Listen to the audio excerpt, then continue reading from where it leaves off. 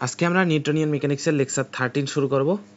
আজকের আমাদের আলোচ্য টপিক হচ্ছে ব্যাংকিং নিয়ে আলোচনা করব। আমরা পূর্ববর্তী ক্লাসে কেন্দ্রমুখী বলটা শেষ করেছি। তোমাদের কেন্দ্রমুখী বল নিয়ে যদি সমস্যা থাকে তাহলে কেন্দ্রমুখী বলের আমি যে টাইপ যে কনসেপ্টগুলো বুঝিয়েছি ওগুলো একটু দেখবা। আশা করি তোমাদের প্রবলেমগুলো ক্লিয়ার হবে এবং কনসেপ্টগুলো তোমাদের মাথায় বসে যাবে। আর তোমরা যদি আমাদের চ্যানেলে নতুন হয়ে থাকো তাহলে চ্যানেলটি সাবস্ক্রাইব করে রাখতে পারো। এখানে A to Z আমরা করাবো পুরো ফিজিক্সটা। তো তোমরা সাপোর্ট দিলে আরো ভালো করে ক্লাস নিতে পারি আর কি। ব্যাংকিং নিয়ে যদি আমি বলতে যাই তো ব্যাংকিং কি আমাদের প্রথমে এটা জানতে হবে। আমি দুটা জিনিস নেই, একটা হচ্ছে তোমার স্ট্রেইট রাস্তা নেই, আরেকটা এইভাবে তোমার বাঁকানো রাস্তা নিব।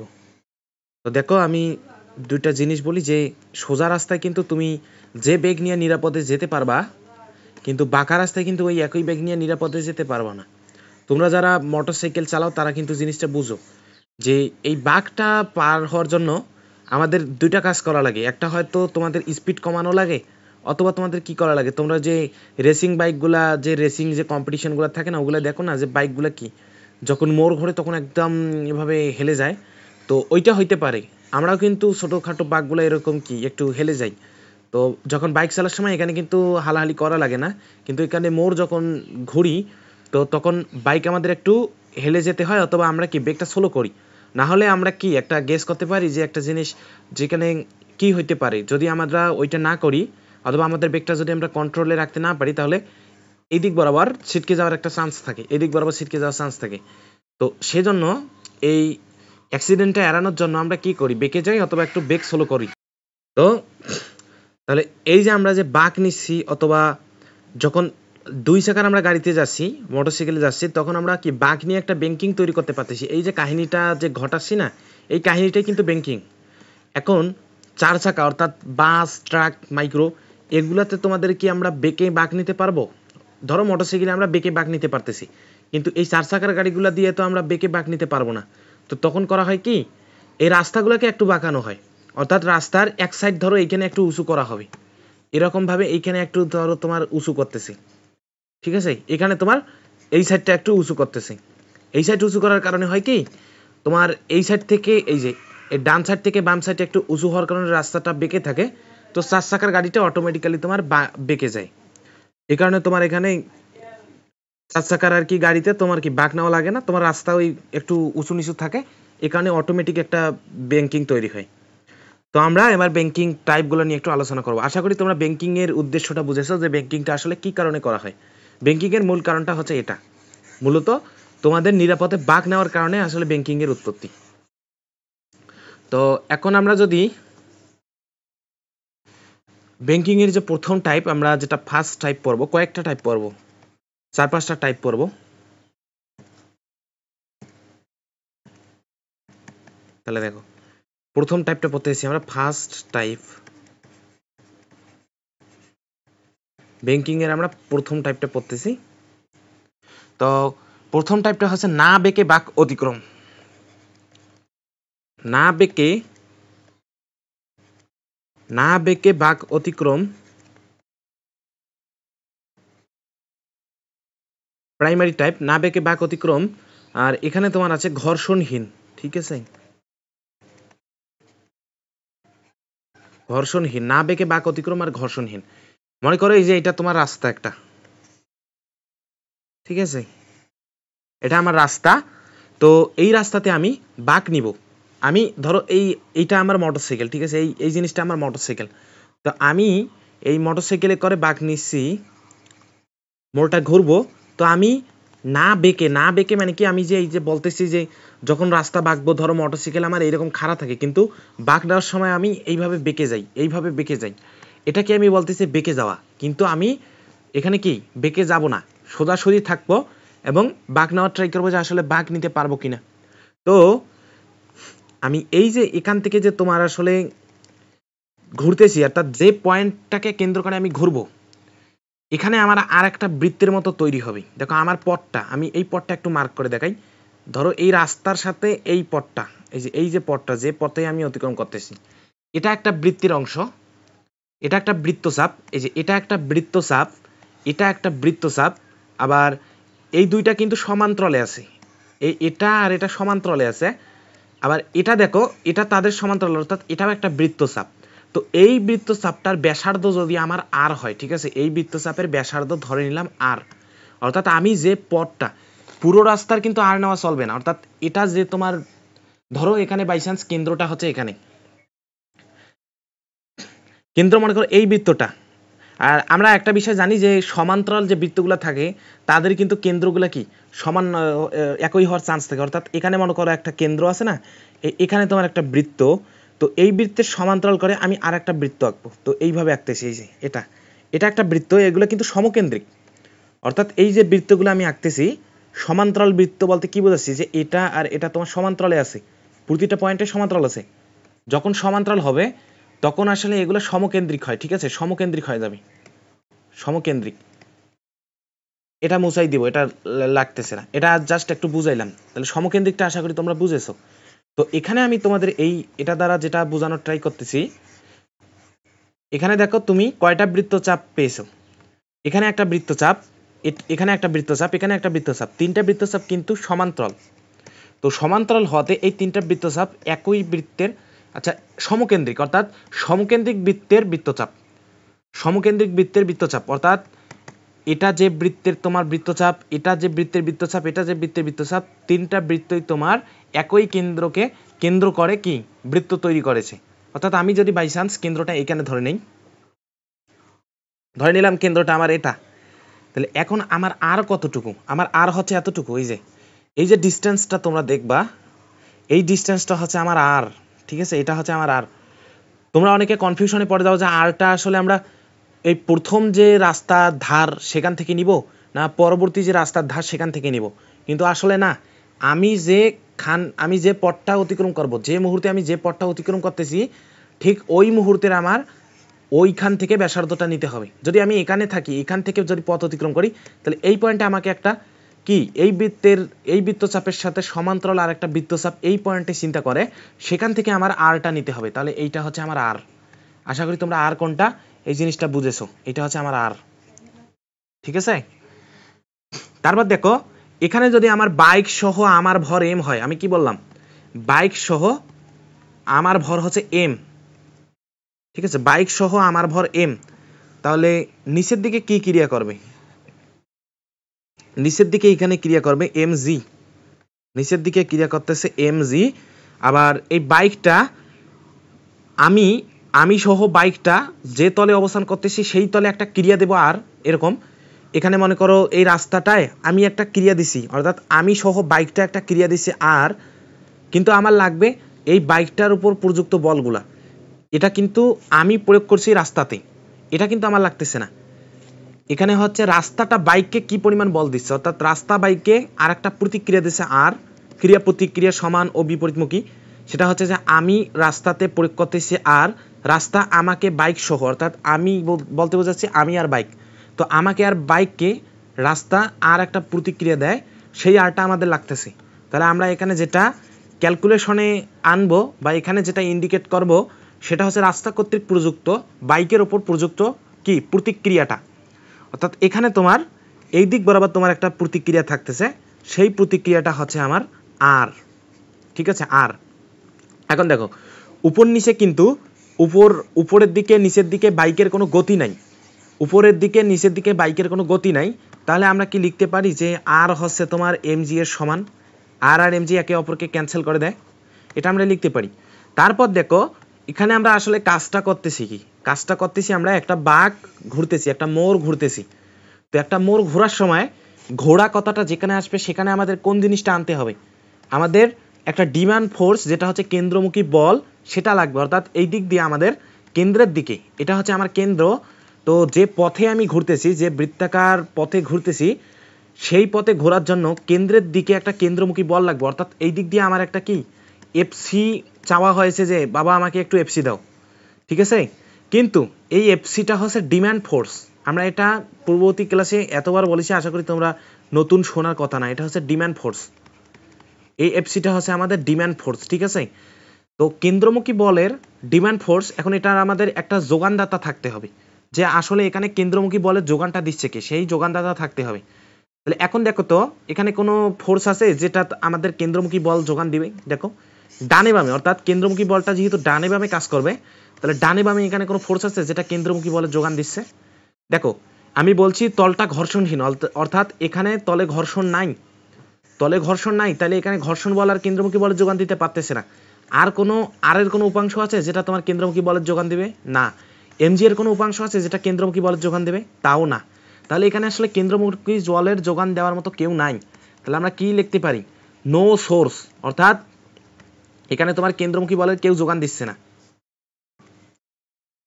No source. ঠিক আছে, এখানে তোমার কেউ কেন্দ্রমুখী বলের যোগান দিচ্ছে না, নো সোর্স।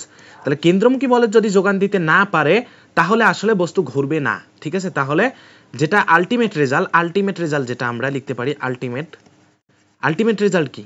বস্তু ঘুরবে না। কারণ কি? কেন্দ্রমুখী বলের যোগানদাতাই তো নাই। আলটিমেট রেজাল্ট হচ্ছে বস্তু ঘুরবে না, না বাইক ঘুরবে না।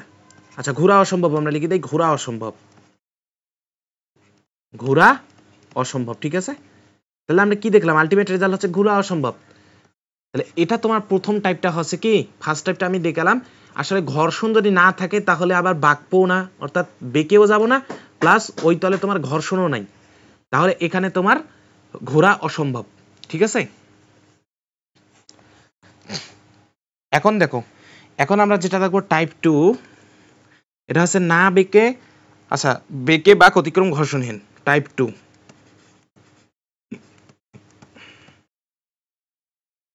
এটা শর্তটা কি? বেঁকে বাঁক অতিক্রম,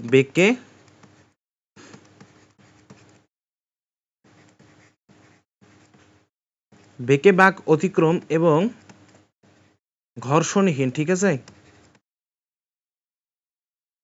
বেঁকে বাঁক অতিক্রম এবং ঘর্ষণহীন, অর্থাৎ আমরা আপাতত সমতল রাস্তা নিয়ে কাজ করতেছি। এই টাইপগুলো যেগুলো দেখাচ্ছি এগুলো হচ্ছে সমতল রাস্তায় ব্যাংকিং। আমরা এখানে পূর্ববর্তী স্লাইডেটা লিখে দিতে পারি। ঠিক আছে, পূর্ববর্তী স্লাইডে লিখে দিতে পারি, যেটা হচ্ছে প্রথম যেটা পড়তেছি সেটা হচ্ছে সমতল রাস্তায় ব্যাংকিং। রাস্তাগুলো কিন্তু সমতল রাস্তা, সমতল রাস্তায় ব্যাংকিং। তো তার একটা টাইপ হচ্ছে টাইপ 1, ফার্স্ট টাইপ যেটা। আর নেক্সট যেটা দেখতেছি আমরা সেটা হচ্ছে টাইপ 2, বেঁকে বাঁক অতিক্রম এবং ঘর্ষণহীন।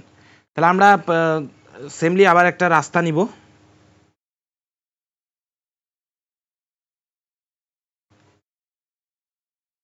এটা আমাদের কাঙ্ক্ষিত রাস্তা।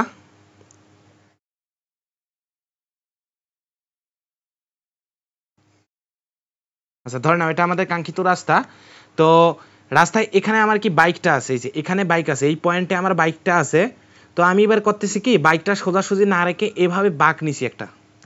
দেখো বাইকের বাঁকের যে দিক, ডাইরেকশনটা সেটা আমি দেখাচ্ছি যে কোন দিক দিয়ে বাইক বাঁক নিছি। এইভাবে আমি একটু মোড় ঘোরার জন্য এইভাবে একটু বাঁক নিয়েছি। ঠিক আছে, এই যে এইভাবে একটু বাঁক নিয়েছি, এইভাবে বাঁক নিয়েছি। ঠিক আছে, এইভাবে বাঁক নিয়েছি। আর আমি যদি বলি যে রাস্তার সাথে যে লম্ব, রাস্তার সাথে লম্ব তলটা কি, কোনটা? রাস্তার সাথে লম্ব তলটা হচ্ছে এটা। ঠিক আছে, এটা হচ্ছে আমার রাস্তার সাথে লম্ব তল।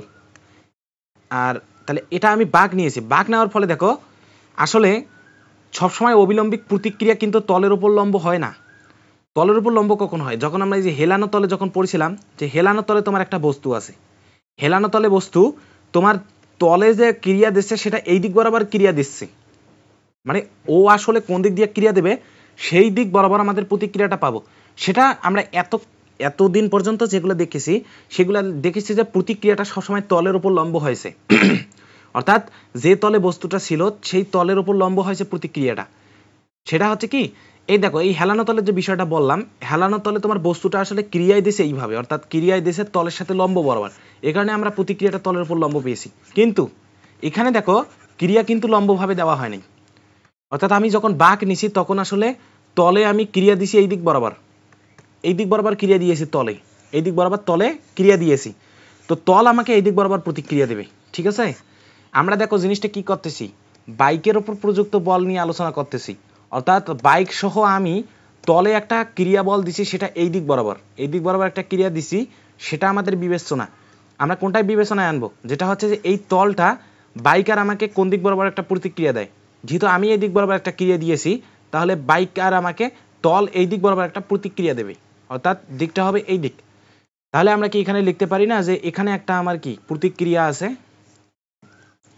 তো যখন আমি বাঁক নিছি তখন এই দিক বরাবর তল আমাকে একটা প্রতিক্রিয়া দিচ্ছে, আর এখানে আমার ভরটা আছে এম ভরের বস্তু, তাহলে এইখানে তোমার কি হবে, নিচের দিকে অভিকর্ষজ বল একটা কি, অভিকর্ষজ বল তো সবসময় খাড়া নিচের দিকে, এখানে হচ্ছে এম জি, আর আমি এই কোণটাকে বাই চান্স ধরে নিলাম এটা হচ্ছে আমার থিটা কোণ। তাহলে দেখো আর কে যদি আমি উপাংশে ভাগ করে নেই, আর কে যদি আমি উপাংশে ভাগ করে নেই, কি করতেছি সে দেখো, আর কে যদি উপাংশে ভাগ করা যায়, আর কে উপাংশে ভাগ করে নিব, এখানে তোমার একটা জিনিস হয়েছে কি, এই জিনিসটা একটু সুন্দর করে আঁকতে হবে, এটা একটু বড় করে দিতে হবে, নাইলে বেখাপ্পা দেখাচ্ছে জিনিসটা। আচ্ছা দেখো, তাহলে দেখো এখানে মনে করো আর এর সাথে তোমার, আচ্ছা এখানে একটা সমান্তরাল একটা রেখা নিব, এই যে এটা হচ্ছে আমার কাঙ্ক্ষিত সমান্তরাল রেখা। তো এখানে একটা জিনিস তোমাদের ধরেই নিতে হবে যে আসলে ওইটাই তোমার কি বৃত্তের কেন্দ্র, ঠিক আছে, এই পয়েন্টটাই আমার বৃত্তের কেন্দ্র, এটা তোমাদের ধরে নিতে হবে। আসলে এটা কেন্দ্র বোঝাচ্ছে না, কোনটার সাপেক্ষে কেন্দ্র বোঝাচ্ছে না, এই রেখাটার সাপেক্ষে কেন্দ্র বোঝাচ্ছে না, কিন্তু আর ধরে নাও যে ওটাই কেন্দ্র, ঠিক আছে। অর্থাৎ এখানে আমার চলার পথটা কোনটা, আমি চলার পথটা যদি একটু ইন্ডিকেট করার ট্রাই করি, চলার পথটা হচ্ছে আমার এই পয়েন্টটা না, তাহলে এই পয়েন্টে আমি একটা কি সমান্তরাল একটা কি বৃত্তচাপ অঙ্কন করবো, এই যে এই পয়েন্টে আমি সমান্তরাল একটা বৃত্তচাপ অঙ্কন করতেছি, এটা মনে করো সমান্তরাল হয়ে গেছে, ঠিক আছে, এটা সমান্তরাল ধরে নাও, এই যে এইটা মনে করো সমান্তরাল। তাহলে দেখো এই জিনিসটা, এইটা হচ্ছে তোমার বৃত্তর কেন্দ্র, তো এই রেখাটাও হচ্ছে ওই সমকেন্দ্রিক একটা বৃত্তচাপ, আবার এই কেন্দ্রকে কেন্দ্র করে এই বৃত্তটাও গেছে তার বৃত্তচাপ এটা, আবার এই কেন্দ্রকে কেন্দ্র করে এই বৃত্তটাও গেছে তার বৃত্তচাপ হচ্ছে এটা, ঠিক আছে। অর্থাৎ এটা এটা এটা তিনটা ভিন্ন বৃত্তের বৃত্তচাপ, কিন্তু তাদের কেন্দ্র হচ্ছে এটা।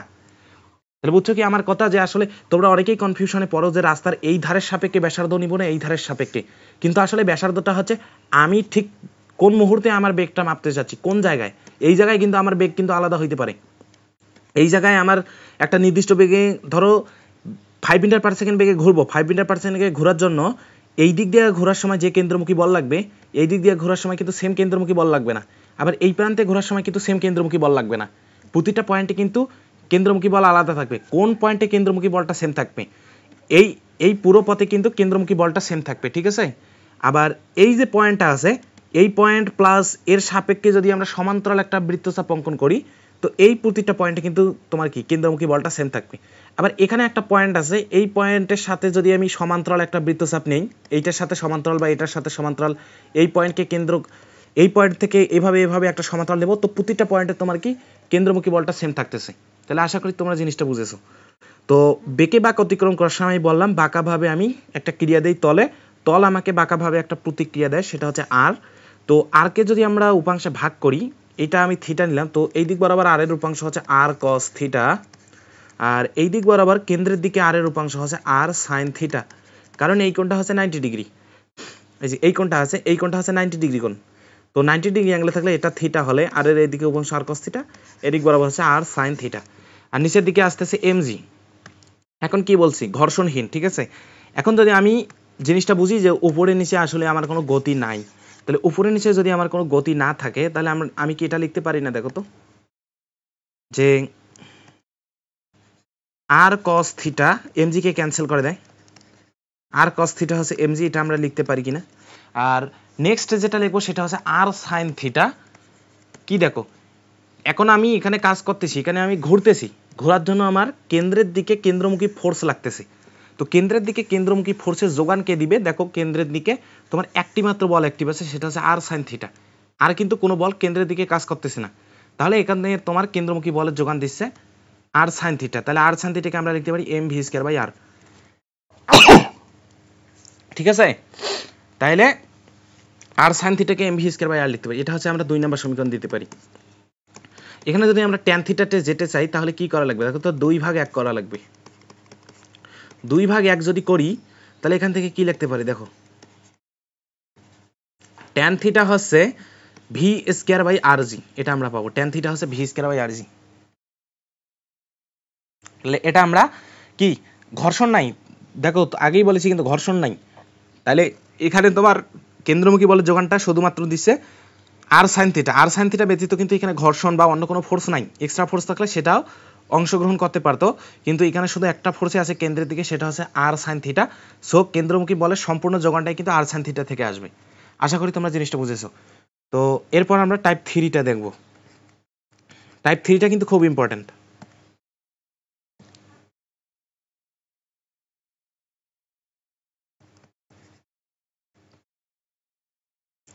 টাইপ 3টা দেখো, টাইপ 3 হচ্ছে না বেঁকে বাঁক অতিক্রম। এটা হচ্ছে না বেঁকে বাঁক অতিক্রম। এবার কি ঘর্ষণ আছে,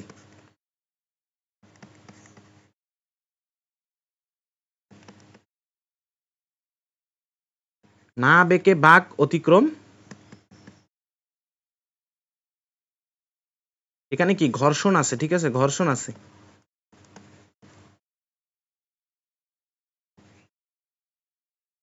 এখানে তোমার না বেঁকে বাঁক অতিক্রম, এখানে তোমার ঘর্ষণ আছে। তো আমি সেমলি একটা রাস্তা নিব, আমাদের আলোচ্য টপিকে তোমার কি বাঁকানো রাস্তা। আসলে এই জিনিসগুলো একটু আঁকতে ভালোই সমস্যা হয়। এবার মনে হয় একটু সুন্দর হওয়ার চান্স হয়েছে। হ্যাঁ, সুন্দর হয়েছে এবার। তাহলে দেখো, না বেঁকে বাঁক অতিক্রম, এটা হচ্ছে কি ঘর্ষণ আছে। তো আমার কি কাঙ্ক্ষিত বাইকটা আমি কি এখানে রাখতে পারি বা যে কোনো স্থানে রাখতে পারি, যেখানে রাখবো সেই পয়েন্টে কেন্দ্র করে, মানে এমন একটা বৃত্তচাপ নিব। ধরো এই পয়েন্টে আমার বাইকটা আছে, তো এই পয়েন্ট দিয়ে যায়, এই পয়েন্ট দিয়ে যায় এমন একটা বৃত্তচাপ নেব যেটা হচ্ছে এটারও সমান্তরাল, এটারও সমান্তরাল। এটার সমান্তরাল নিলেই কিন্তু এটার সমান্তরাল হয়ে যাবে। কারণ কি, আমি আগে বলেছি রাস্তাগুলো কিন্তু এগুলা আর এগুলো সমান্তরালে থাকে। সো এটার সমান্তরাল মানে এটার সমান্তরাল, একই কথা। তো এই পয়েন্ট দিয়ে যায়, এই পয়েন্ট দিয়ে কিন্তু একটা তোমার সমান্তরাল রেখা যাবে, বৃত্তাকার রেখা যাবে, যেটা হচ্ছে এটা সমান্তরাল। এছাড়া কিন্তু অন্য কোনো রেখা যাবে না যেটা এটা সমান্তরাল। দেখো, এই পয়েন্ট থেকে শুরু করে এই যে এই পয়েন্ট দিয়ে কিন্তু অতিক্রম করবে শুধুমাত্র একটা রেখাই। তো ওই রেখাটাই আমার কি চলার পথ। ওই রেখাটা থেকে, ওই পয়েন্ট থেকে আমি কি বৃত্তের কেন্দ্রটার দূরত্বটা আমি কি আর নিয়ে বিবেচনা করব, ঠিক আছে। আর কিন্তু আমার এটা না, অনেকে কিন্তু ভাবে যে আর হচ্ছে এই রাস্তার প্রস্থটা, কিন্তু আসলে রাস্তার প্রস্থ আর না। আর হচ্ছে এখান থেকে এইগুলা তোমার যে বৃত্তের বৃত্তচাপ, সেই বৃত্তের কেন্দ্র। এটার কেন্দ্র একটা, এটার কেন্দ্র কিন্তু ওই সেম। আবার এই পথটার কিন্তু সেম হবে। কারণ কি, দুইটি সমান্তরাল বৃত্তের কিন্তু কেন্দ্র একই হয়। তোমরা এরকম বের করতে পারবা না যে দুইটা সমান্তরাল বৃত্তের তোমার কি কেন্দ্র আলাদা। সেটা হচ্ছে তোমার কি তোমার একটা একই তলে অবস্থান করতে হবে, এরকম হইতে পারে। তোমরা বলতে পারো যে কেন্দ্র আমি আলাদা নিব কিভাবে, একটা সিলিন্ডারে তোমার কি থাকে, একটা সিলিন্ডারে তোমরা ভাবতে পারো যে এখানে এই যে দুইটা বৃত্ত আছে, দেখো কেন্দ্র আলাদা কিন্তু সমান্তরাল। কিন্তু আসলে ওটা না, ওটা আমি বলতে বোঝাচ্ছি একই তলে, একটি বৃত্তের ভিতরে আর একটা বৃত্ত, এই কেসগুলোতে, ঠিক আছে। তাহলে আমার এখানে শর্ত কি, না বেঁকে বাঁক অতিক্রম, ঘর্ষণ আছে। তাহলে এখন যদি আমি এখানে বলি যে আমার বাইক হচ্ছে এইখানে, আমার বাইক এখানে, আমার বাইকটা, তাহলে আমার চলার পথটা কীরকম হবে? আমার চলার পথটা তোমরা গেস করতে পারো। এই যে এইটা আমার চলার পথ, একটু বেঁকে গেল, খুবই ডিস্টার্বিং পার্ট পড়তেছি আজকে। তাহলে এটা আমার চলার পথ, ঠিক আছে। তো এখানে এম ভর যদি আমার একটা বাইক থাকে, এম ভর, বাইকের ভর এম, নিচের দিকে কাজ করতেছে এমজি, নিচের দিকে কাজ করতেছে এমজি, এটা আমরা আগে লিখে রাখি এমজি। তারপর এই বাইকটা তলে একটা ক্রিয়া দেবে আর, তল আবার বাইকটাকে একটা প্রতিক্রিয়া দেবে আর। তাহলে আমরা ওই প্রতিক্রিয়াটা নিব যেটা হচ্ছে তল কর্তৃক বাইকের ওপর প্রযুক্ত প্রতিক্রিয়া, তল কর্তৃক বাইকের ওপর প্রযুক্ত প্রতিক্রিয়া, সেটা হচ্ছে আমার আর। এখানে আছে আর, ঠিক আছে, আর। এখন দেখো আর একটা বিষয়, তোমরা জানো যে এখানে কিন্তু বেঁকে বাঁক নেই নাই, কিন্তু দেখো বাঁক বাঁক না নেওয়ার কারণে কিন্তু সোজা আছে, অর্থাৎ আমি স্ট্রেইট, মানে আমি সোজা আছি, আমি কোনো বাঁক নেই। আমি বাইক না নেওয়াতে প্রতিক্রিয়াটা আমার কি লম্বালম্বি হয়েছে, রাস্তার লম্বালম্বি। তো এখন আর একটা এখানে বিষয় অ্যাড হয়েছে, সেটা হচ্ছে ঘর্ষণ বিদ্যমান আছে। তাহলে এখানে আমার যে কেন্দ্রমুখী বল, অর্থাৎ আমি যদি এখানে কেন্দ্রটা ধরি, এটা আমার ধরো কাঙ্ক্ষিত বৃত্তের কেন্দ্র, তো এই কেন্দ্রটা কি হবে আমার, এটা যদি আমার সেই কেন্দ্রটা হয়, তো এখান থেকে আমার এই কেন্দ্রটা, এটা আমি ধরবো আর, ঠিক আছে, এটা আমার আর। এখন এখানে তোমার আমি কাজটা করতেছি, ঘুরতেছি একটা বৃত্তাকার পথ, ঘুরতেছি বৃত্তাকার পথ ঘোরার জন্য আমার কেন্দ্রমুখী বল লাগবে। আর কেন্দ্রমুখী বল তো সবসময় কেন্দ্রের দিকে ক্রিয়া করে, অর্থাৎ এই দিক বরাবর আমার একটা এফসি চাওয়া হয়েছে যে আমাকে এত পরিমাণ এফসি দাও। এই এফসিটা আমার ডিমান্ড ফোর্স, ঠিক আছে, এটা আমার ডিমান্ড ফোর্স। তো এখন এটাকে যোগান দেওয়ার জন্য কোনো সোর্স থাকবে। কি সোর্স আছে? আর এর কোনো উপাংশ আছে এই দিক না, এমজি এর উপাংশ এই দিক বরাবর আছে নাই। তাহলে এখানে তোমার সোর্সটাই ডিমান্ড ফোর্স যেটা এফসি, এটাকে যোগান কে দিবে? নিশ্চয়ই কেউ না কেউ আছে যে যোগান দিবে। এখন তোমার এই দিক বরাবর আর একটা বল কাজ করতেছে, সেটা হচ্ছে এফসি। তাহলে আমি এটা হলুদ কালি দিয়া ইয়া করি, সেটা হচ্ছে এই দিক বরাবর তোমার কেন্দ্রের দিকে এফসি কাজ করতেছে। কি কাজ করতেছে? এফসি। এখন তোমরা ভাবতে পারো যে এফসি কেন এই দিক বরাবর কাজ করবে? এফসি তো এদিক বরাবর কাজ করতে পারতো, অর্থাৎ বাইরের দিক বরাবর, এই দিক বরাবর। কিন্তু আসলে একটা জিনিস দেখো, আমরা জানি যে ঘর্ষণ বল আসলে কাজ করে তোমার গতির বিপরীতে, ঘর্ষণ বল গতির বিপরীতে কাজ করে।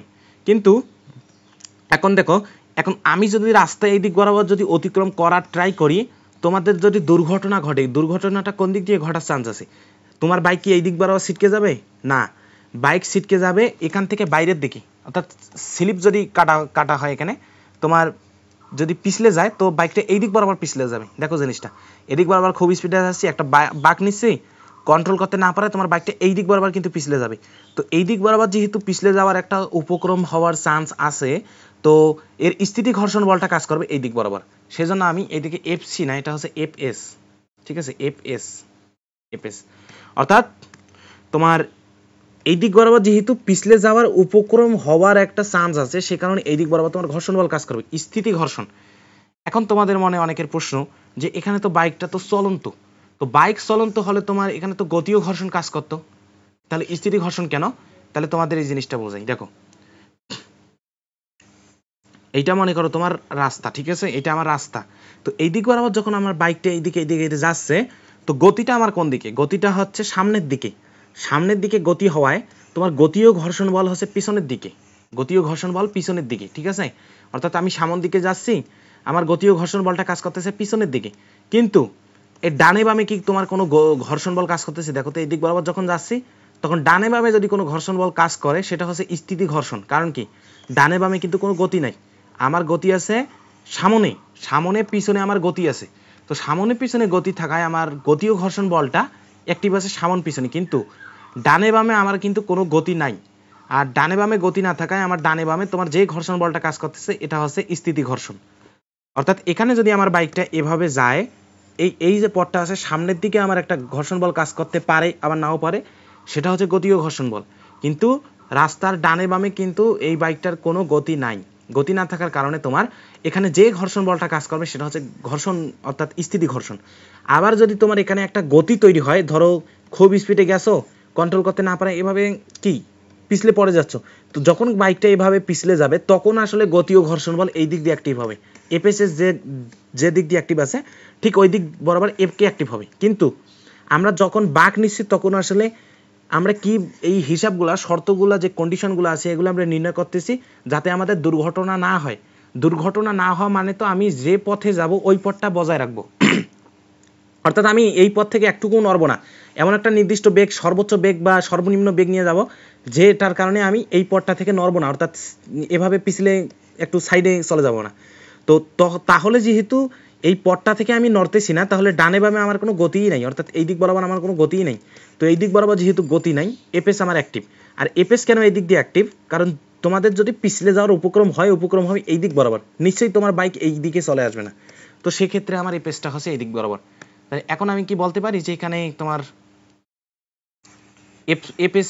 এপএসটাই তোমার কেন্দ্রমুখী বলের যোগান দিচ্ছে, এফসিটাই।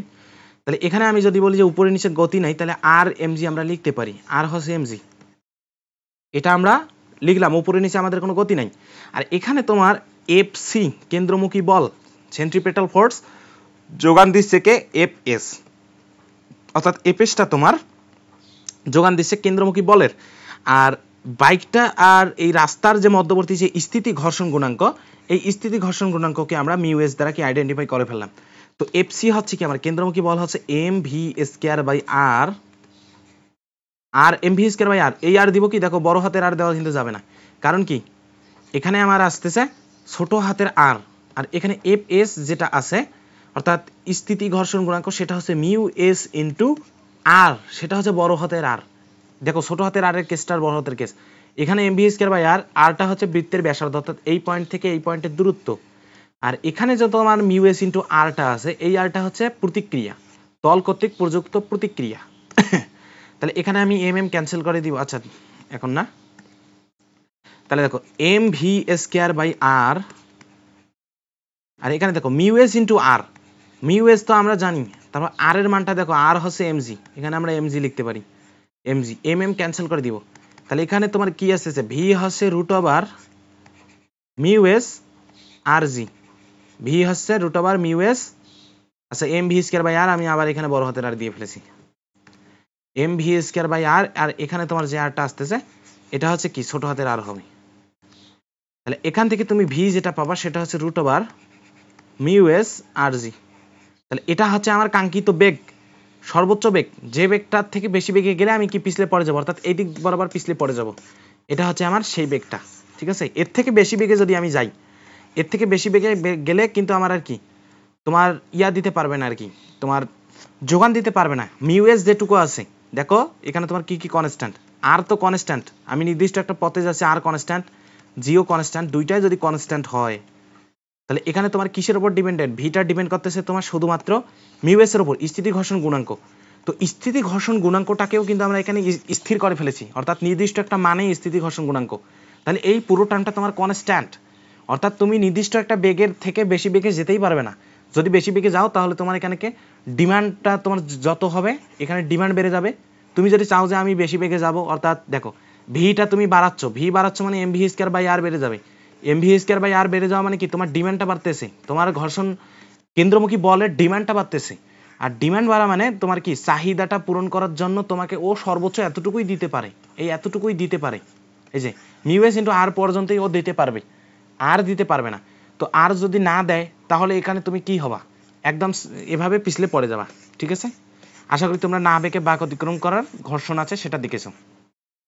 এখন এখানে আর একটা বিষয় ক্লিয়ার করি, অনেকের মনে হতে পারে যে এটা তো আমার সর্বোচ্চ বেগ, এর থেকে কম বেগে কি গেলে কি হবে। দেখো এখানে যদি আমি ঘর্ষণ বলটা নির্ণয় করা যায়, শুধুমাত্র ঘর্ষণ বল, আচ্ছা সরি এখানে আমি বড় হাতের এফ দিয়ে ফেলেছি না, এটা হচ্ছে আমার কি ছোট হাতের এফ দ্বারাই তো মূলত ঘর্ষণ বল ইয়া করা হয়। তাহলে এখানে দেখো তো এফ এস যেটা আছে, এফ এস হচ্ছে মিউ এস ইন্টু, আচ্ছা এখানে আলাদা পেন দিয়ে লিখি, এফ এস, এফ এস যেটা আছে সেটা হচ্ছে মিউ এস ইন্টু আর, মিউ এস ইন্টু আর, এটা আমার কি ম্যাক্সিমাম ও দিতে পারবে। ঠিক আছে, ম্যাক্সিমাম দিতে পারবে, ম্যাক্সিমাম ম্যাক্সিমাম দিতে পারে এতটুকু, ম্যাক্সিমাম দিতে পারে মিউ এস ইন্টু আর পরিমাণ। এখন এখন যদি হয় যে আমি এই যে বেগটা আছে এটা হচ্ছে আমার ম্যাক্সিমাম বেগ, এই বেগের থেকে বেশি বেগে আমি গেলে এভাবে স্লিপ কেটে পড়ে যাব, কিন্তু আমাকে যদি বলে এর থেকে কম বেগে যদি আমি যাই, দেখো এর থেকে কম বেগে গেলে তোমার আসলে কি ওই যে আমরা ঘর্ষণ বল যে পড়েছিলাম, ঘর্ষণ বল হচ্ছে তোমার কি ওটা হচ্ছে সাপ্লায়ার, ওটা সাপ্লাই দেয়, ওটা হচ্ছে কতটুকু তোমার চাচ্ছ ও ততটুকু ওর পাত্র থেকে দেয়, ও এখানে রিজার্ভে আছে তোমার এতটুকু, ঠিক আছে, ওর রিজার্ভে আছে এতটুকু, এখান থেকে ও কিছু পরিমাণ তোমাদের দিবে। যদিও তোমরা যদি ম্যাক্সিমাম বেগ ভি এটা নিয়ে না যেতে চাও, এর থেকে কম বেগ নিয়ে যেতে চাও, ধরো তোমার কেন্দ্রমুখী বলের যোগান হচ্ছে, কেন্দ্রমুখী যোগানের চাহিদা হচ্ছে 10 নিউটন, 10 নিউটন হচ্ছে কেন্দ্রমুখী বল তোমরা চাচ্ছ, আর এখানে ওর যে রিজার্ভে আছে তোমার 20 নিউটন, 20 নিউটন ও সর্বোচ্চ দিতে পারে। তো যখন কেন্দ্রমুখী বল 10 নিউটন হবে ও 20 থেকে তোমার 10 দিবে, ঠিক আছে, অর্থাৎ 20 দিবে না ও 10 দিবে, বাকি 10 কিন্তু তোমার কি এক্সট্রা, ওটা তোমার রেখেই দিল, ওটা আর কাজে লাগতেছে না। আবার যদি এখানে তোমার যদি 20 হয়, 20 নিউটন হয়, তো এখান থেকে ও 20 নিউটন, 20 নিউটনই কিন্তু সাপ্লাই দেবে, অর্থাৎ এখানে তোমার ঘর্ষণ বলটা যোগান দিচ্ছে, ও আসলে সর্বোচ্চ এতটুকু দিতে পারে, 20 নিউটন দিতে পারে। আর তোমরা চাহিদা চাচ্ছ, প্রথমে চাচ্ছ 10 নিউটন ও দিতে পারলো, তারপর চাচ্ছ 15 নিউটন ও দিতে পারলো, 20 নিউটন চাচ্ছ তাও দিতে পারলো, কিন্তু যখন তুমি 21 নিউটন চাবা তখন আসলে ও দিতে ব্যর্থ হবে, তখন হবে কি এভাবে স্লিপ কেটে পড়ে যাবা। আশা করি তোমরা জিনিসটা বুঝেছো। আর এখানে তোমার যদি বলে যে আমি এই জিনিসটা কিন্তু তোমাদের ঘর্ষণ যখন পড়িয়েছি তখন কিন্তু খুব ডিটেলসে পড়িয়েছি, যে এখানে তোমার 20 নিউটন সর্বোচ্চ দিতে পারে, কিন্তু আমার কেন্দ্রমুখী বল হচ্ছে আমার ধরো 15 নিউটন, তাহলে আমাকে যদি কেউ বলে এখানে ঘর্ষণ বল কত অ্যাক্টিভ, অ্যাক্টিভ ঘর্ষণ বল কত, তাহলে অ্যাক্টিভ ঘর্ষণ বল হচ্ছে আমার এখানে যোগান দিচ্ছে কত 20 নিউটন দিতে পারে সর্বোচ্চ, কিন্তু আমার চাওয়া হয়েছে 15 নিউটন, অর্থাৎ ও 20 নিউটন না দিয়ে এখান থেকে জাস্ট 15 নিউটন এখান থেকে দিবে, আর বাকি 5 নিউটন ওর অপচয়। ঠিক আছে, তাহলে আমার যে ওই যে 15 নিউটন যে দিল, ওই 15 নিউটনটা হচ্ছে আমার অ্যাক্টিভ ঘর্ষণ বল, আর এখানে 5 নিউটন হচ্ছে আমার অপচয়। আশা করি তোমরা এইটুকু বিষয় একটু ক্লিয়ার হয়েছো। তাহলে আমরা নেক্সট যে টাইপটা দেখবো সেটা হচ্ছে বাঁক অতিক্রম, বেঁকে বাঁক অতিক্রম প্লাস ঘর্ষণযুক্ত। ঠিক আছে, এটা কত টাইপ 4,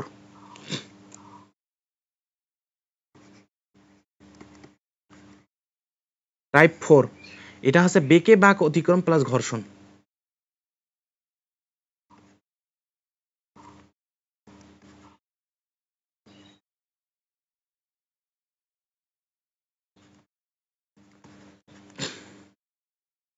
দেখো জিনিসটা বেকে বাঁক অতিক্রম প্লাস ঘর্ষণ, দেখছো এবার আমরা দুইটা টার্মে কিন্তু নিয়ে এসেছি, বেকে বাঁক অতিক্রম করব প্লাস কি ঘর্ষণও থাকবে।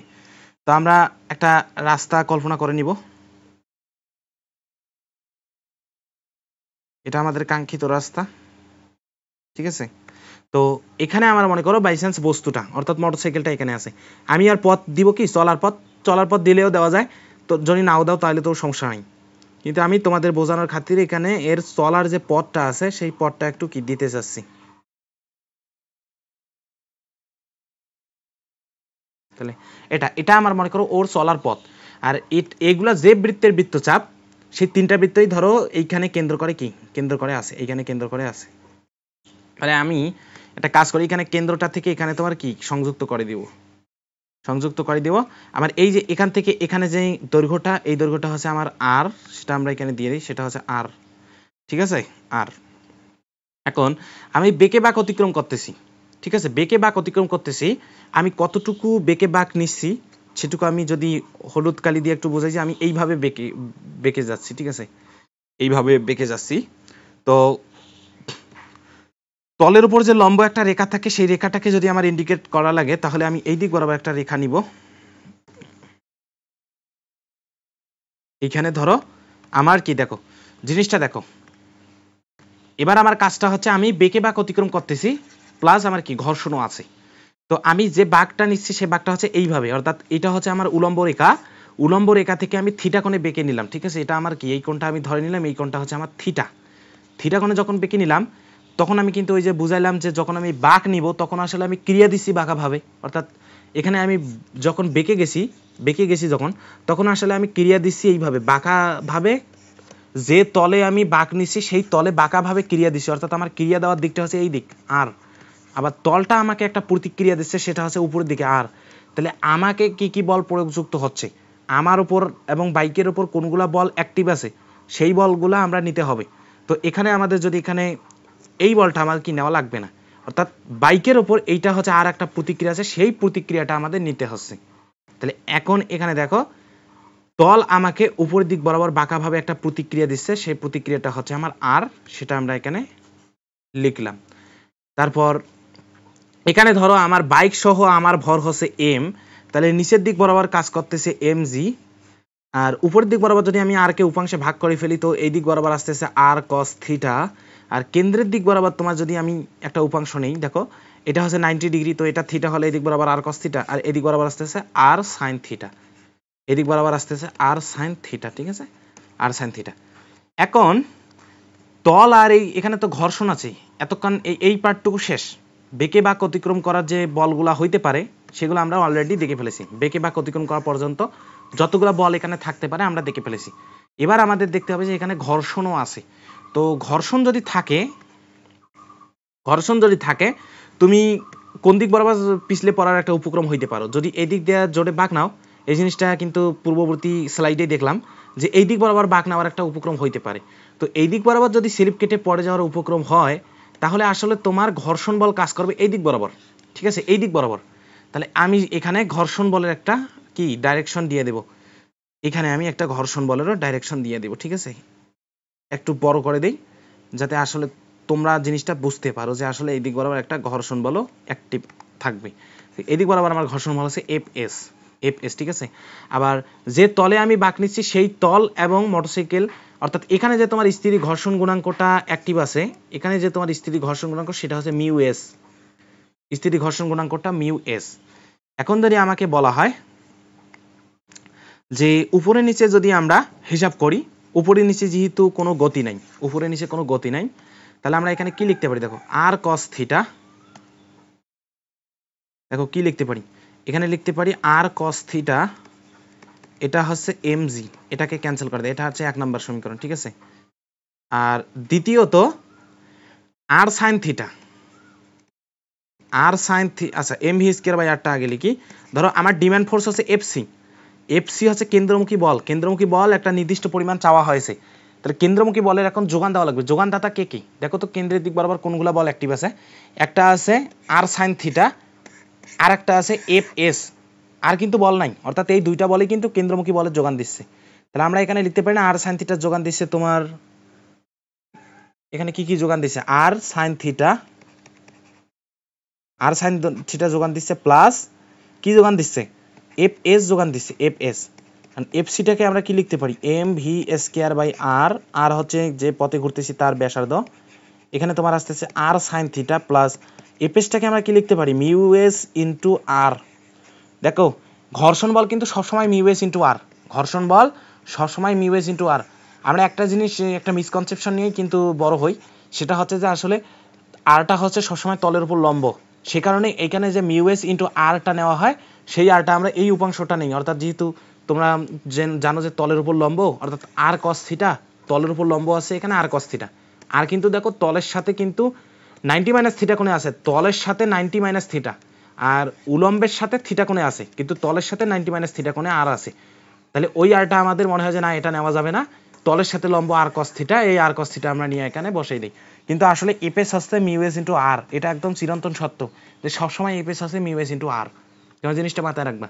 তাহলে তোমরা এখান থেকে কি করতে পারো, এটাই আর কি, এখানে আর কিছু তো সমীকরণ লেখার দেখি না। তো এখন যদি এখানে তোমার আর সাইন থিটা যদি আমরা এখান থেকে নেই, আর সাইন থিটা, দেখো আর সাইন থিটা হচ্ছে M V square by R minus mu S into R, ঠিক আছে, মিউ এস ইন্টু আর। এখন যদি আমরা এটা যদি আমরা 2 নাম্বার হয়, দেখো 2 নাম্বার হয়, এটা 1 নাম্বার, আমরা যদি ট্যান থিটাতে জাম্প করতে চাই তো 2/1 করে দিব, 2/1।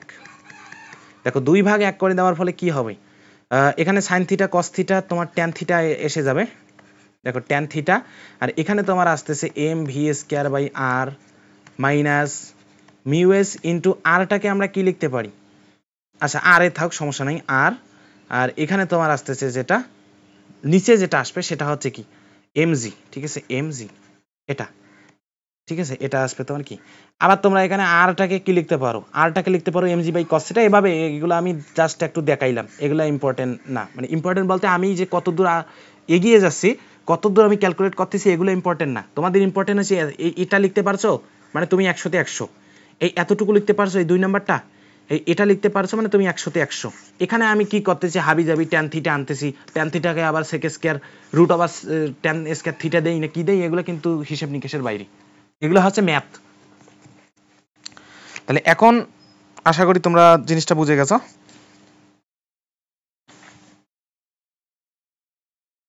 তাহলে আর সাইন থিটা প্লাস এপেস, এপেস হচ্ছে মিউ এস ইন্টু আর, এখান থেকে এখানে, ঠিক আছে, তোমরা ওভাবে আর কি আরো ক্যালকুলেট করে দেখতে পারো, সমস্যা নেই।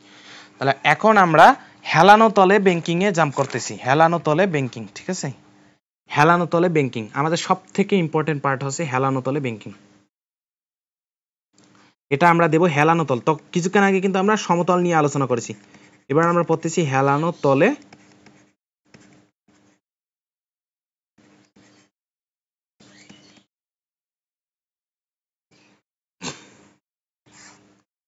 হেলানো তলে ব্যাংকিং, ঠিক আছে, হেলানো তলে ব্যাংকিং এর আমরা টাইপ 1টা পড়ব।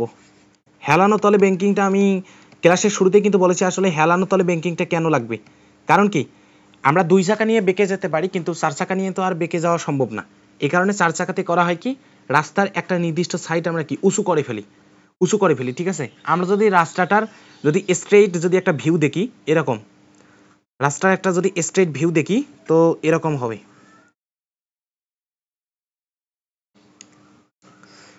খুবই সামান্য কোণ নিয়ে কিন্তু একটু বাঁকানো থাকে, মাঝে মাঝে বোঝাই মুশকিল। রাস্তা যদি আমরা একটু সাইড ভিউ নিয়ে যদি একটু আলোচনা করি তো রাস্তা হচ্ছে এরকম, এই যে এটা হচ্ছে আমার রাস্তা, অর্থাৎ এখানে আমি জাস্ট একটু কাট করে দেখালাম যে আসলে রাস্তাটা কি রকম, ঠিক আছে, এটা হচ্ছে আমার সেই রাস্তা, কাঙ্ক্ষিত রাস্তা। তো এখানে আমার একটা, এই কেসে আমরা এবার হিসাব নিকাশগুলো করব। টাইপ 1 যেটা সেটা হচ্ছে হেলানো তলে ব্যাংকিং, এটা হচ্ছে ঘর্ষণহীন, ঠিক আছে, টাইপ 1টা হচ্ছে ঘর্ষণহীন,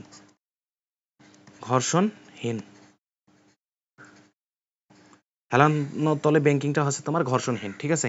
তো এখানে আমার যে কাঙ্ক্ষিত বাইকটা যেটা আমরা তখনতে করে আসতেছি, তো এবার আমরা বাইক নিব না, এখানে আমরা মনে করো এখানে আমার কি ট্রাকটা আছে, তো আমি কিন্তু এগুলা একটু রেখা অনেকগুলো অঙ্কন করা লাগবে, তো ট্রাকটা জাস্ট একটা পয়েন্ট দ্বারা একটা ট্রাক বোঝাচ্ছে, এই যে এই পয়েন্টটা সবুজ যে পয়েন্টটা আছে, এই সবুজ পয়েন্টটা আমার ট্রাক, ঠিক আছে। তো দেখো এখানে যদি আমি এই নিচের তলটা, এই তলের উপর যদি আমি লম্ব অঙ্কন করি, এই তলের উপর লম্ব অঙ্কন করি, তাহলে এরকম হবে না? দেখো তো জিনিসটা এরকম হবে কিনা যদি লম্ব অঙ্কন করতে যাই। দেখো 90 ডিগ্রি অ্যাঙ্গেল হয়েছে কিনা? হ্যাঁ হয়েছে। কিসের সাথে লম্ব অঙ্কন করলাম? এখানে যে তোমার এই যে তলটা আছে এই তলের সাথে 90 ডিগ্রি কোণ, এই তলের সাথে 90 ডিগ্রি কোণ করে আছে এমন একটা রেখা নিলাম, ঠিক আছে। আবার এই যে তলটা আছে এই তলের সাথে যদি আমি একটা লম্ব নিই, ওই পয়েন্ট দিয়ে যাই এমন একটা লম্ব নিব যেটা হচ্ছে এরকম। দেখো জিনিসটা, দেখো তো বোঝা যায় কিনা? হ্যাঁ, ওই পয়েন্টে তোমার এইটার সাথে 90 ডিগ্রি, অর্থাৎ এই কোণটা আমার আসতেছে 90 ডিগ্রি।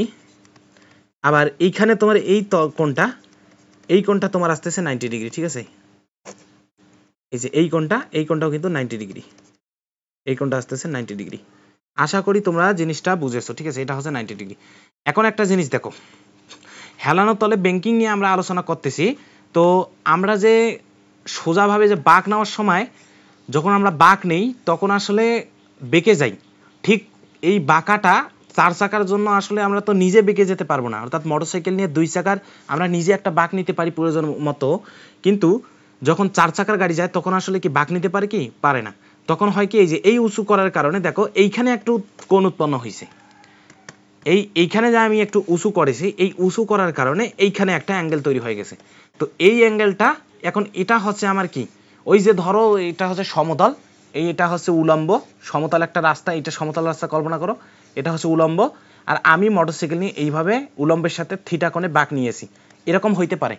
অর্থাৎ এইটা আমাদের কি রাস্তার যে একটু উঁচু করে দেওয়া হয়েছে, উঁচু করার কারণে অটোমেটিক্যালি এখানে একটা কি বাঁকা ভাব তৈরি এসেছে, ঠিক আছে।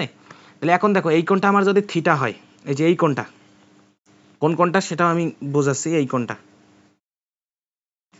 এই যে এই কোণটা হচ্ছে আমার থিটা, ঠিক আছে। এই কোণটা আমি বাই চান্স ধরে নিলাম থিটা কোণ। এই কোণটা যদি আমার থিটা হয়, এই কোণটা 90 ডিগ্রি, এই কোণটা 90 ডিগ্রি, ঠিক আছে। এই কোণটা 90 ডিগ্রি, তাহলে এই কোণটা যদি 90 ডিগ্রি হয়, তাহলে এই যে এই কোণটা,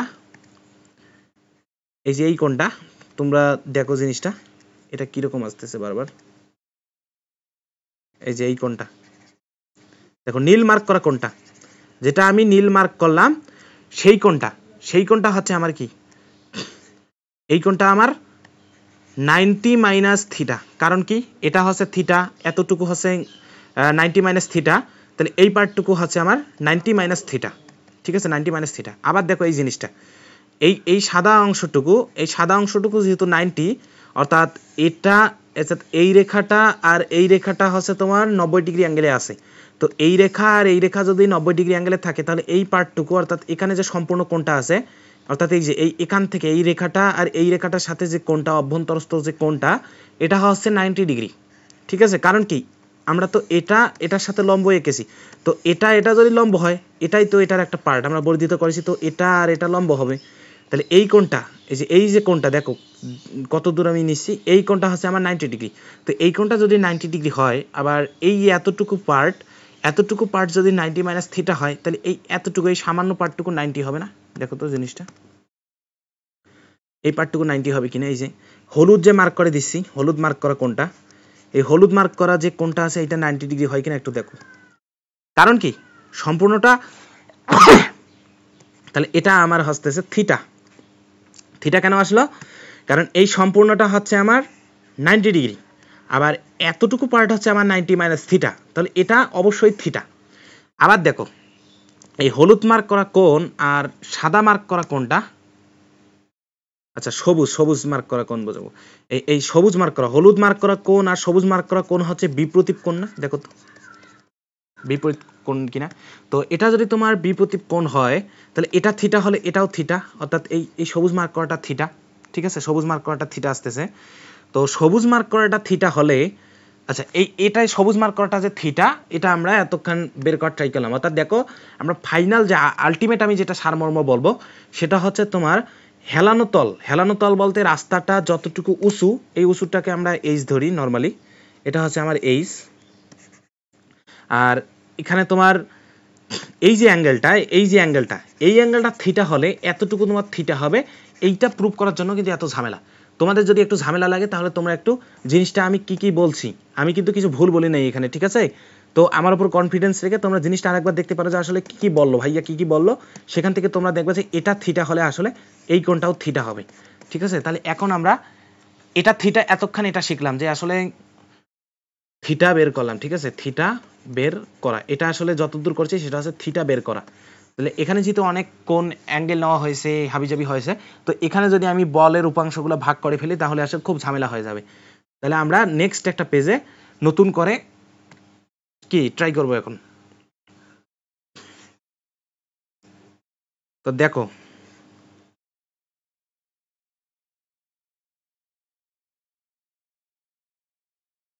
একটু বড় করে দেই, এটা কিন্তু থিটাটা কিন্তু খুবই সূক্ষ্ম থিটা। ঠিক আছে, খুবই সূক্ষ্ম, এই যে থিটাটা আছে এই থিটাটা খুবই সূক্ষ্ম থিটা, কিন্তু আমরা এখানে বোঝানোর খাতিরে একটু বড় সড়ো করে আঁকলাম যাতে আমাদের ক্যালকুলেট করতে ভেজাল না হয়। তো এইখানে মনে করো আমার কাঙ্ক্ষিত যে গাড়িটা আছে 4 চাকার গাড়ি সেটা, তো এটা এই তলে আমরা কি আগের মতো এখানে একটা উলম্ব একটা রেখা নিব। উলম্ব রেখা বলতে এই যে এই রেখার সাথে উলম্ব, কোন রেখার সাথে, এই রেখাটার সাথে এই রেখাটা, এই রেখার সাথে এই রেখা 90 ডিগ্রি অ্যাঙ্গেলে আছে। তো এখানে তারপর এবার এই যে তলটা যে হেলানো তল আছে ঢালু তল, এই ঢালু তলের সাথে লম্ব একটা রেখা নিই। ঠিক আছে, ঢালু রেখার সাথে 90 ডিগ্রি অ্যাঙ্গেলে একটা কি রেখা নিব, দেখো আশা করি 90 ডিগ্রি হয়ে গেছে। তো এটা থিটা হলে আমরা পূর্ববর্তী ক্লাসে এটা বের করলাম যে এটাও থিটা, এটাও থিটা। ঠিক আছে, এখন দেখো তাহলে নিচের দিক বরাবর আমার কাজ করতেছি কি, এইটার ভর যদি আমার এম হয়, এম হলে নিচের দিক বরাবর কাজ করবে এমজি, এটা তোমরা সবাই জানো। তো আর দেখো এখানে আমি বলছিলাম যে যখন সমতল রাস্তায় আমরা যে ব্যাংকিংগুলো পড়লাম সেখানে আমরা বাঁক নেওয়ার কারণে তোমার এই তলটা ঘর্ষণহীন, সেটা কিন্তু পূর্ববর্তী পেজে দেওয়া আছে যে এই তলটা হচ্ছে ঘর্ষণহীন। ঠিক আছে, এই তলটা ঘর্ষণহীন। এখন সমতল রাস্তায় আমরা বাঁক নেওয়ার কারণে আমরা নিজে বাঁক নেই, কিন্তু যেহেতু 4 চাকার গাড়ি বাঁক নেওয়া পসিবল না, সেক্ষেত্রে তোমাদের রাস্তাটা একটু উঁচু করে দেওয়া হয়, নির্দিষ্ট একটা অ্যাঙ্গেলে থাকে, সে কারণে তোমার এখানে অটোমেটিক্যালি একটা কোণ তৈরি হয়। কারণ এখানে আমি যত কোণ দেবো, দেখো কাহিনীটা দেখো, এখানে যত অ্যাঙ্গেল দেবো এখানে কিন্তু ঠিক সেম পরিমাণ অ্যাঙ্গেল তৈরি হবে।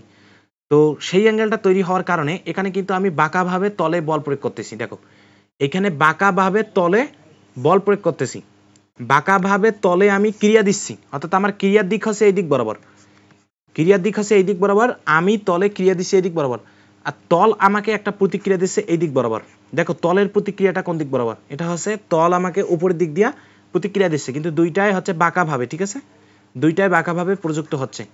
তো এখানে আমার যেটা আসতেছে সেটা হলো আর হচ্ছে এই দিক দিয়ে প্রযুক্ত হবে, আরটা এই দিক দিয়ে তোমার আরটা প্রযুক্ত হবে। তো আর এর এই দিক বরাবর উপাংশ যদি এখানে আর একটা এক্সিস আমাদের নিতে হবে, এই যে এই দিক বরাবর উপাংশ নেব। আচ্ছা দেখো আর একটা জিনিস দেখো, তোমরা অনেকেই ভাবতে পারো যে এটা আসলে কি বৃত্তের কি কোনো বৃত্তের কি ব্যাসার ইয়া হইতে পারে, বৃত্তচাপ হইতে পারে। হ্যাঁ, এটাও কিন্তু একটা বৃত্তের কি বৃত্তচাপ। কি রকম দেখো আমি জিনিসটা বোঝাচ্ছি, এই যে এখানে যে তোমার পথটা আছে না, এই পথটা, এই যে এই পথটা, আমি এখানে জাস্ট একটু পথটা দেখাবো, সেটা হচ্ছে এই দেখো, এই যে পয়েন্টে আমার আছে, যে পয়েন্টে জিনিসটা কি আছে, তো এখান থেকে আমার রাস্তাটা মনে করো এইভাবে আছে। ঠিক আছে, এইভাবে, আবার এখান থেকে তোমার এই দিক বরাবর উপরের দিক দিয়ে, এটা তো আমি রাস্তার লাস্ট পার্ট নিছি, অর্থাৎ দেখো রাস্তাটা একটা জায়গায় আমি কেটে নিছি। ঠিক আছে, কেটে নেওয়ার কারণে এই দিক বরাবর আমি দিচ্ছি না, কিন্তু আমার পথটা তো ওইটা হইতে বাধ্য। অর্থাৎ এখানে যদি তোমার এভাবে একটা পথ থাকে, এই যে এভাবে ধরো এইভাবে তোমার একটা পথ আছে, ঠিক আছে, এইভাবে পথটা, আবার এখানে তোমার যে রাস্তাটা আছে সেটাও মনে করো এই দিক বরাবর। ঠিক আছে, এই দিক বরাবর। এখন দেখো এই তিনটা কিন্তু যে কোনো একটা সমকেন্দ্রিক বৃত্তের হইতে পারে। এটা এটা একটা তোমার মনে করো বৃত্তের বৃত্তচাপ, এটা আর এটা সমান্তরাল, এটা সমান্তরাল, এগুলো আমরা সমকেন্দ্রিক ধরতে পারি। ঠিক আছে, সমকেন্দ্রিক ধরতে পারি। তো এই যে তোমার যে চাপটা আছে বৃত্তচাপটা, এই বৃত্তচাপটা কোনো না কোনো বৃত্তের তো কি বৃত্তচাপ, এই যে চাপটা অর্থাৎ আমার যে চলার পথ, আমি যে পয়েন্টে অবস্থান করতেছি সেই পয়েন্ট থেকে আমার এই যে রাস্তার যে একটা ধার, এটা একটা রাস্তার ধার, সেই দুইটা ধারের সমান্তরাল একটা কি পথ কল্পনা করতে হবে। তো এই কল্পনার পথটা আমার একটা বৃত্তচাপ, আর বৃত্তচাপ হলে নিশ্চয়ই এটা কোনো না কোনো বৃত্তের একটা চাপ। ঠিক আছে, তাহলে সেটা যে বৃত্তের চাপ, সেই বৃত্তের কেন্দ্রটা কোথায় অবস্থান করতেছে, বাই চান্স ধরে নিলাম সেই বৃত্তের কেন্দ্রটা এখানে অবস্থান করতেছে, তাহলে এইটাই আমার কি এই এতটুকু যে দূরত্বটা আছে, এই ডিস্টেন্সটা যে আছে, এই ডিস্টেন্সটা হচ্ছে আমার আর। ঠিক আছে, আশা করি তোমরা জিনিসটা বুঝেছো। তাহলে আমি কি বুঝালাম, পথটাও আমরা কি ক্যান্সেল করে দিব। আচ্ছা থাক, পথটা থাক, আবার এতটুকু যে ডিস্টেন্সটা আছে এই ডিস্টেন্সটা আমরা ধরে নেব, এই ডিস্টেন্সটা আর। কতটুকু ডিস্টেন্স? এই যে এখানে আমার কি ওই বৃত্তের কেন্দ্রটা, ঠিক আছে, এটা আমার আর। এখন আরকে যদি আমরা উপাংশে ভাগ করি, দেখো এটা এটা আর এটা 90 ডিগ্রি অ্যাঙ্গেলে আছে, আবার এই কোণটা হচ্ছে থিটা, তাহলে যেদিকে থিটা সেদিকে কস। আরকে যদি উপাংশে ভাগ করা হয়, এদিক দিয়ে উপাংশ আসতেছে আর কস থিটা, আর এই দিক বরাবর আর এর উপাংশ আসতেছে আর sine theta, R sine theta. দেখো আর কিন্তু কোনো বল নাই, তাহলে এখানে তোমার অ্যাক্টিভ বলগুলো আমি একটু যদি মার্ক করি, তো এটা হচ্ছে এমজি আর cos theta R sine theta, আর কোনো কিন্তু বল নাই। এখন আমি আলটিমেটলি যেটা করতেছি সেটা হচ্ছে একটা বৃত্তাকার পথ আমি কি ঘোরার ট্রাই করতেছি। তো বৃত্তাকার পথ যখন ঘোরার ট্রাই করব, তখন আসলে তোমার কেন্দ্রের দিক বরাবর, এটা যদি তোমার কেন্দ্র হয় তো কেন্দ্রের দিক বরাবর একটা তোমার বলের যোগান দেওয়া লাগবে, সেটা কি কেন্দ্রমুখী বল। কারণ ঘোরার প্রথম শর্ত হচ্ছে আমাকে কেন্দ্রমুখী বলের যোগানদাতা থাকতে হবে। যদি কেন্দ্রমুখী বল আমরা যতটুকু চাই ততটুকু দেওয়ার সামর্থ্য না থাকে, তাহলে একটা দুর্ঘটনা ঘটবে। বুঝো না এই বিষয়টা? তাহলে এখন দেখো, এখানে যদি আমি বলি যে উপরে নিচে তো কোনো গতি নেই, উপরে নিচে কিন্তু কোনো গতি নাই, তাহলে উপরে নিচে তোমার বলগুলো ক্যান্সেল করে দিবে, আর কস থিটা,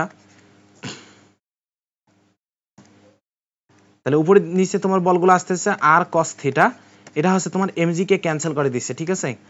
আর এখানে তোমার এফসি কেন্দ্রমুখী বল লাগতেছে, কেন্দ্রমুখী বলের যোগান দিবে কি? দেখো কেন্দ্রের দিকে তোমার আর কোনো বল আছে কি? না, আর কোনো বল নাই, তাহলে কেন্দ্রমুখী বলের যোগান শুধুমাত্র আর সাইন থিটা থেকেই আমরা পাবো। তাহলে এখান থেকে তোমার আসতেছে কেন্দ্রমুখী বল আর সাইন থিটা, এটা হচ্ছে 1 নাম্বার, এটা হচ্ছে 2 নাম্বার, ঠিক আছে।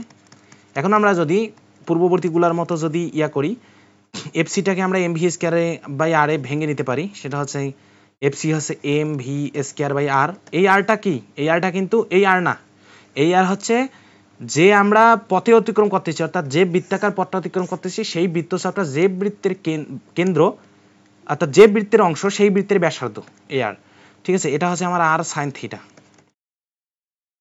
এখন যদি আমরা 2/1 করে বলি, দেখো 2/1, এই আর সাইন থিটা তো বাম পাশে আসবে, এটা তোমার R sine theta by R cos theta হবে, এরকম আসবে R sine theta by R cos theta, R sine theta by R cos theta, তাহলে এটা আসতেছে কি M V square by R, আর নিচে আসতেছে দেখো এম জি, ঠিক আছে, এম জি, তাহলে এম এম ক্যান্সেল, তাহলে এখানে তোমার আসতেছে ট্যান থিটা, ট্যান থিটা হচ্ছে তোমার v square by r g, tan theta হচ্ছে v square by r g, এটা আমার কি কাঙ্ক্ষিত যে ইয়েটা।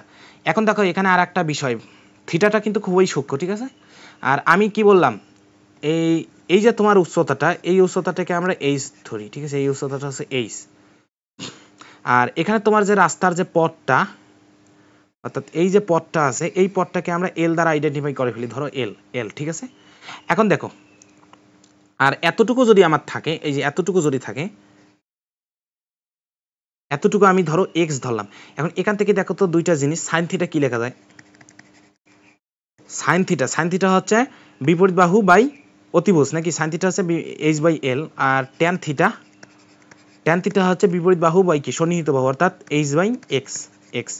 কিন্তু এখানে এল আর এক্স প্রায় সমান, এল আর এক্স প্রায় সমান, কারণ কি? এল আর এক্স প্রায় সমান, কারণটা কি? এখানে আমি একটু নেক্সট পেজে একটু জিনিসটা বোঝাই, যে মনে করো এখানে তোমার একটা কি বৃত্ত আছে, আর এখানে খুবই সামান্য একটা কর্নিয়া আছে, এইভাবে এইভাবে সামান্য একটা কর্নিয়া আছে, তো এই যে আমার কি এটা 90 ডিগ্রি অ্যাঙ্গেলে আছে, একটা কি সমকোণী ত্রিভুজ, এটা একটা সমকোণী ত্রিভুজ, থিটাটা খুবই শূন্য, অর্থাৎ থিটা টেন্স টু 0, থিটাটা খুবই সূক্ষ্ম। তখন এইটা আমার কি যদি অতিভুজ যদি তোমার কি হয়, ধরো এ হয়, আর নিচের বাহুটাকে যদি আমরা বি দ্বারা প্রকাশ করি, দেখো তো তোমরা এ আর বি এর মধ্যে কি ডিস্টেন্সে পার্থক্য কতটুকু পাবা? এই যে এতটুকু হচ্ছে আমার বি, আর উপরেরটা হচ্ছে আমার এ। থিটা খুবই সূক্ষ্ম হয়, কিন্তু এটা চেঞ্জ হয়ে গেছে। আবার যদি এরকম হইতো যে থিটাটা তোমার অনেক বড়, থিটা অনেক বড়, তখন দেখো কিন্তু একটা বিরাট বড় একটা চেঞ্জ আসতেছে, তখন আর এইটা কিন্তু সমান না। কিন্তু থিটা যদি খুবই সূক্ষ্ম হয়, তাহলে অতিভুজ আর এই জিনিসটাকে, অতিভুজ আর ভূমিটাকে আমরা সমান ধরতে পারি, ঠিক আছে। এটা বি আর এটা এ, এ আর বি এখানে কিন্তু সমান নয়, কিন্তু এখানে এ আর বি প্রায় সমান আমরা ধরে নিতে পারি, ঠিক আছে। আশা করি তোমরা জিনিসটা বুঝেছো। তাহলে এখানে যদি এটা হয়, এল আর এক্স যদি প্রায় সমান হয়, এল আর এক্স কেন প্রায় সমান, তাহলে আশা করি তোমরা বুঝেছো। চিত্রটা আমরা কি বল উপাংশ ভাগ করার জন্য একটু বড় সড়ো কোণ নিছি, কিন্তু আসলে ব্যাংকিং খুবই সূক্ষ্ম কোণ নিয়ে গঠিত হয়। তাহলে আমরা কি লিখতে পারি না যে এইচ আর এল, এই যে এল আর এক্স যেহেতু প্রায় সমান, অর্থাৎ এটা আমরা লিখতে পারি যেটা হচ্ছে এইচ বাই এল হচ্ছে কি এইচ বাই এক্স প্রায় সমান, প্রায় সমানটাকে আমরা সমান দ্বারা লিখতে পারি। তো এইচ আর এইচ অর্থাৎ এইচ আর এল সমান, ঠিক আছে। তাহলে আমরা এটা কি লিখতে পারি দেখো, সাইন থিটা আর ট্যান থিটা আমরা কি প্রায় সমান ধরতে পারি, সাইন থিটা ট্যান থিটা প্রায় সমান ধরতে পারি। এটাই আমার আলোচ্য কথা, যে আমি আসলে কি বলতে চাচ্ছি। তো এটাকে আমরা কি লিখতে পারি, ট্যান থিটা আছে না, ট্যান থিটা হচ্ছে তোমার কি লেখা যায় এইচ বাই, দেখো এই ট্যান থিটাটাকে আমরা লম্ব বাই ভূমি অর্থাৎ এইচ বাই এক্স, এটা হচ্ছে তোমার ভি স্কোয়ার বাই আর জি। তো এইচ বাই এক্স, এইচ কিন্তু দেওয়া থাকবে না, এক্স কিন্তু দেওয়া থাকবে না। এই যে তোমরা যে এক্সটা আসো, এক্সটা হচ্ছে কি, এক্স দেখো কোনটা, এক্স হচ্ছে এই যে এইটা, অর্থাৎ এখান থেকে এটা, এটা হচ্ছে এই এক্স, এ এক্স দেওয়া থাকবে না। আসলে তোমাদের দেওয়া থাকবে কি জানো, দেওয়া থাকবে তোমার রাস্তার প্রস্থ। এই যে রাস্তার প্রস্থ কিন্তু এটা, দেখো ভালো করে, কারণ রাস্তাটাই তো ওটা, রাস্তা কিন্তু এটা, অর্থাৎ রাস্তার প্রস্থ হচ্ছে আমার, এটা হচ্ছে রাস্তার প্রস্থ, আর এটা হচ্ছে রাস্তার ভূমির প্রস্থ। অর্থাৎ পূর্বে যদি আমরা রাস্তাটা সমতল করতাম, এভাবে কোনো নির্দিষ্ট কোণ নিয়ে তৈরি করতাম না, তো পূর্বে যে রাস্তাটা হইতো সেই রাস্তার প্রস্থ হচ্ছে এটা। কিন্তু এখন নতুন করে যে রাস্তাটা আমরা তৈরি করেছি, সেই রাস্তাটা একটু বাঁক নিয়ে তৈরি করেছি না, তাহলে এটা হচ্ছে আমার সেই রাস্তার প্রস্থ। তাহলে আমাদের যেহেতু রাস্তার প্রস্থ দেওয়া থাকবে, আর আমরা এখানে লিখেছি h by l, h by x সমান লিখতে পারি, তাহলে আমরা এখান থেকে লিখতে পারবো এইচ বাই এল হচ্ছে ভি স্কোয়ার বাই আর জি, ঠিক আছে। এটা আমরা এইভাবে লিখতে পারি, অথবা আমাদের যদি থিটা দেওয়া থাকে, আমরা সাইন থিটা থেকে ট্যান থিটা ওভাবে কনভার্ট করে নিব। এটা কি, এইটা তো মূলত সাইন থিটা, দেখো এইচ বাই এল, এটা মূলত সাইন থিটা। এইচ বাই এলটা কি, সাইন থিটা হচ্ছে বিপরীত বাহু বাই অতিভুজ, অর্থাৎ এইচ বাই এল, এইটা মূলত সাইন থিটা। মানে আমি কি বোঝাতে চাচ্ছি, দেখো যদি আমাদের ট্যান থিটার মান দেওয়া অর্থাৎ থিটার মান দেওয়া থাকে, তাহলে আমরা তো সাইন থিটা ইজিলি বের করতে পারবো।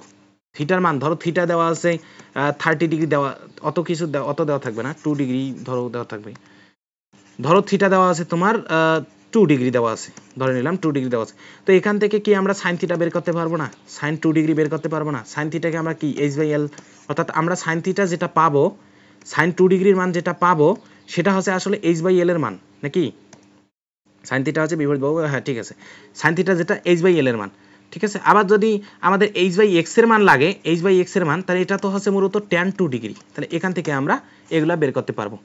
আশা করি তোমরা জিনিসটা বুঝেছো।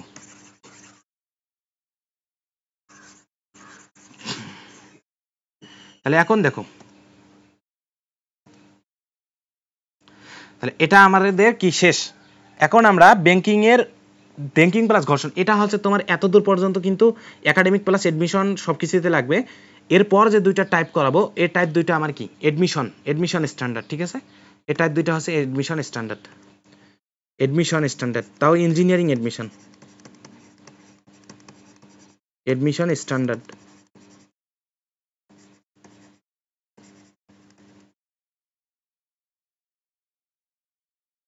এডমিশন স্ট্যান্ডার্ড এটা হচ্ছে কি, হেলানো তল প্লাস ঘর্ষণ, খুব ইম্পর্টেন্ট না, কিন্তু কনসেপ্টটা তোমরা মাথায় রাখতে পারলে কিন্তু অনেক কিছুই করে ফেলতে পারবা, যে মজা পাবা কিন্তু আসলে। হেলানো তল প্লাস ঘর্ষণ, এটা হচ্ছে তোমার এডমিশন স্ট্যান্ডার্ড, যারা আর কি তোমার বুয়েট বা সিকের ওয়েট এগুলো টার্গেট, তারা আর কি এই জিনিসটা দেখবা। এটা আমি লিখে দিই এখানে,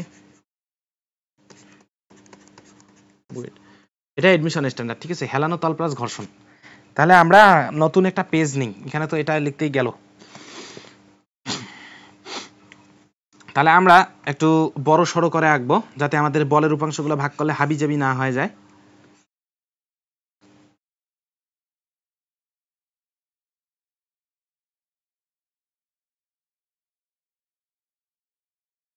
আমি রাস্তাটা আর অঙ্কন করতেছি না, তোমরা জিনিসটা বুঝতে পারছো যে এটা একটা স্লাইসের মতো, এটা হচ্ছে রাস্তার একটা স্লাইসের মতো, ঠিক আছে। তো এইখানে আমার কি জিনিসটা আছে, অর্থাৎ 7 চাকার যে গাড়ি হোক আর যেটাই হোক, এটা আমার এই জায়গায় আছে, ঠিক আছে। এটা কিন্তু ঘর্ষণও আছে। এখন এটা দুইটা শর্ত খাটতে পারে, একটা হচ্ছে আমরা ভি ম্যাক্স আছে ওটা পরে লিখি। তো এখানে আমার গাড়িটার ভর হচ্ছে এম ভরের গাড়ি, তাহলে এম ভরের গাড়ি নিচের দিক বরাবর তোমার একটা বল ক্রিয়া করবে, সেটা হচ্ছে এমজি হচ্ছে নিচের দিকে ক্রিয়া করবে, এমজি। আবার আমি এখানে এটাকে বর্ধিত করে দিব, এটা হচ্ছে আমি বর্ধিত করে দিব। তারপর এখানে আর একটা এক্সিস নিব, যেটা হচ্ছে কতটুকু বেঁকে গেছে, ঠিক আছে। এই তলের সাথে 90 ডিগ্রি অ্যাঙ্গেলে আর একটা তল নিব, সেটা হচ্ছে এরকম তল নিলাম। তো এটা যদি আমার থিটা হয়, তো তো এটাও থিটা হবে, এটা নিয়ে আলোচনা করার কিছু নাই আশা করি, এটা থিটা। তো তলে যেহেতু বাঁকাভাবে অবস্থান করতেছে তাহলে বাঁকাভাবে আর একটা প্রতিক্রিয়া পাবো তল থেকে, কারণ কি আমরা আগেই তলে একটা বাঁকাভাবে আর ক্রিয়া দিয়েছি, সেই ক্রিয়ার কারণে আমরা তল থেকে একটা প্রতিক্রিয়া পাবো আর। তারপর এই দিক বরাবর আমরা আর একটা নিব, যেটা হচ্ছে তোমার যে যে তলটাকে আমরা একটা বৃত্তর শেপ চিন্তা করব। তো এখানে মনে করো আমার কি বৃত্তের কেন্দ্রটা অবস্থান করতেছে, ঠিক এই জায়গায় আমার বৃত্তের কেন্দ্র।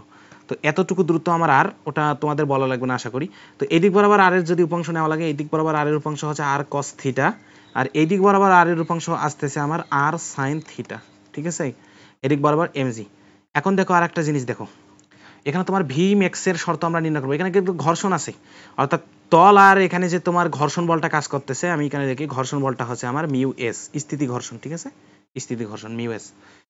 এখন দেখো, এখন আমাদের যেটা কাজ সেটা হলো এপেস কোন দিকে কাজ করবে। আমরা প্রথমে যেটা করতেছি সেটা হচ্ছে ভি ম্যাক্সের কন্ডিশন আমরা নির্ণয় করব। ভি ম্যাক্স, এটা কিন্তু খুব ইম্পর্টেন্ট, এটা হচ্ছে ভি ম্যাক্সের কন্ডিশনটা আমরা নির্ণয় করব, ভি ম্যাক্স, ঠিক আছে। ভি ম্যাক্সের ক্ষেত্রে তোমার ঘর্ষণ বল কিন্তু এই দিক বরাবর কাজ করবে। ভি ম্যাক্সের ক্ষেত্রে ঘর্ষণ বল তোমার এই দিক বরাবর কাজ করবে। তোমরা দেখেই অবাক হয়ে যাইও না, আমি জিনিসটা বুঝাবো। দেখো ভি ম্যাক্সের বেলায় কিন্তু ঘর্ষণ বলটা তোমার কাজ করতেছে এই দিক বরাবর,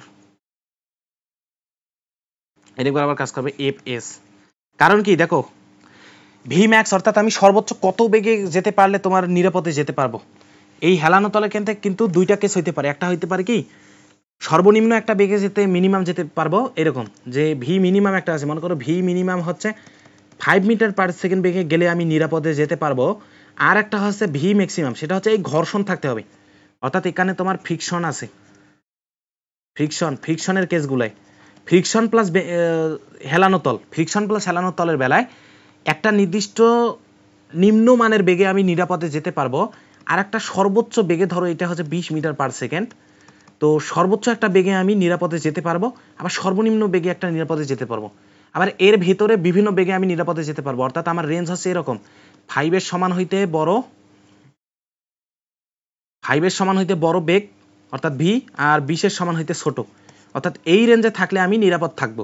আবার যদি 5 এর থেকে যদি আমি ছোটতে চলে যাই তাহলে আমি এখানে দুর্ঘটনায় আর কি করে ফেলবো। আর যদি 20 এর থেকে যদি আমি বেশি যাই, অর্থাৎ 20 এর থেকে বেশি যদি চলে যাই তাহলে আমার কি হবে, এখানে একটা দুর্ঘটনা ঘটে যাবে। 20 এর থেকে বেশি গেলে একটা দুর্ঘটনা ঘটবে, আর 5 এর থেকে কম আসলে দুর্ঘটনা ঘটবে, কিন্তু 5 এর সমান হইতে 20 গেলে এখানে আমার কি কোনো দুর্ঘটনা ঘটবে না।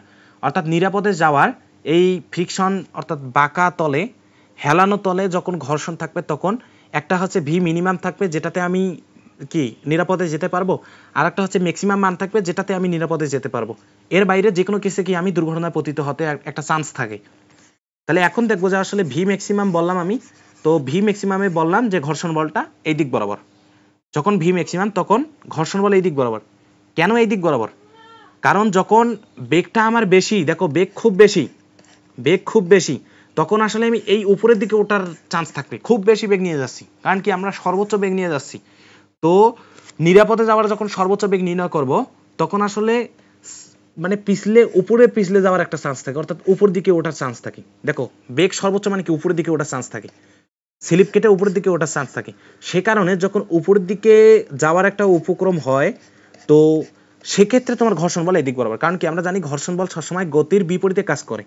তো বেগ যদি তোমার ম্যাক্সিমাম বেগ নিয়ে তোমরা যাও, নিরাপদে যাওয়ার ম্যাক্সিমাম বেগ নিয়ে, তো উপরের দিকে তোমার একটা বেগ কি গতি থাকার একটা চান্স তৈরি হয়।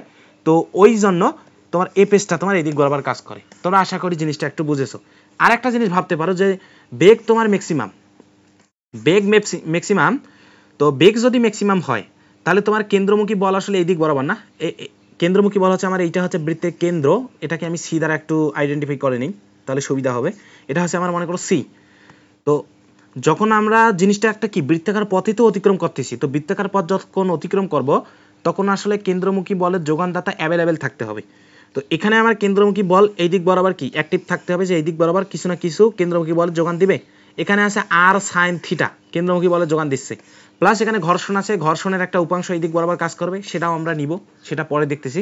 কিন্তু যখন ভি ম্যাক্সিমাম নিব তখন আসলে আমার কি যত বেগ বেশি, কেন্দ্রমুখী বলের সংজ্ঞাটা আমরা কি জানি, mv square by R, mv square by R এটা হচ্ছে আমার কেন্দ্রমুখী বল। তো বেগ যদি আমার বেশি হয় তাহলে কেন্দ্রমুখী বলের চাহিদাটা আমার বেশি হবে। কেন্দ্রমুখী বলের চাহিদা বেশি হওয়াতে আমাকে এই দিক বরাবর সাপ্লায়ার বেশি হইতে হবে, অর্থাৎ আর সাইন থিটা ছাড়াও আরও অন্য কিছু যদি যোগানদাতা থাকে তাদেরকে টানতে হবে। সেই কারণে দেখো এপেসটা এই দিক বরাবর হয়েছে, কারণ এই দিক বরাবর একটা এপেসের উপাংশ আছে যেটা কেন্দ্রমুখী বলের যোগান দিতে সাহায্য করবে। আবার যখন ভিটা মিনিমাম হবে, ভি যখন মিনিমাম হবে তখন এপেস কাজ করবে এই দিক বরাবর। কারণটা দেখো, ভি যখন মিনিমাম তখন আসলে দেখো খুব স্লো যাচ্ছে না, স্লো যাওয়াতে ও আসলে এই হেলানো তল বরাবর নিচে নেমে যেতে যাওয়ার একটা চান্স থাকবে, অর্থাৎ নিচে নেমে যাওয়ার একটা উপক্রম হবে। যখন বেগটা ধীরে ধীরে যাবে তখন ও স্লিপ কেটে নিচে পড়ে যাওয়ার একটা কি উপক্রম হবে। তো ঠিক ওই মুহূর্তে যখন নিচে পড়ে যাওয়ার একটা উপক্রম হবে তখন আসলে ঘর্ষণ বল উপরের দিকে কাজ করবে, অর্থাৎ উপরের দিকে এপেস কাজ করতেছে। তাহলে এখানে তোমরা এভাবে চিন্তা করতে পারো যে ভি যখন মিনিমাম তখন আসলে এফসিটাও মিনিমাম লাগতেছে। তো এফসি যখন মিনিমাম লাগতেছে তখন আর এই দিক বরাবর শুধু আর সাইন থিটাই একাই সামাল দিতে পারতেছে, অর্থাৎ আর সাইন থিটা বাদে অন্য কোনো বল লাগতেছে না, বরং আরও কি করতেছে, এপেস এই দিক বরাবর কাজ করবে না যখন মিনিমাম, তখন এই দিকে একটা উপাংশ এখান থেকে বিয়োগ যে আর সাইন থিটাকে কমাই দিবে। ঠিক আছে, তাহলে আমরা একটু জিনিসটা দেখি।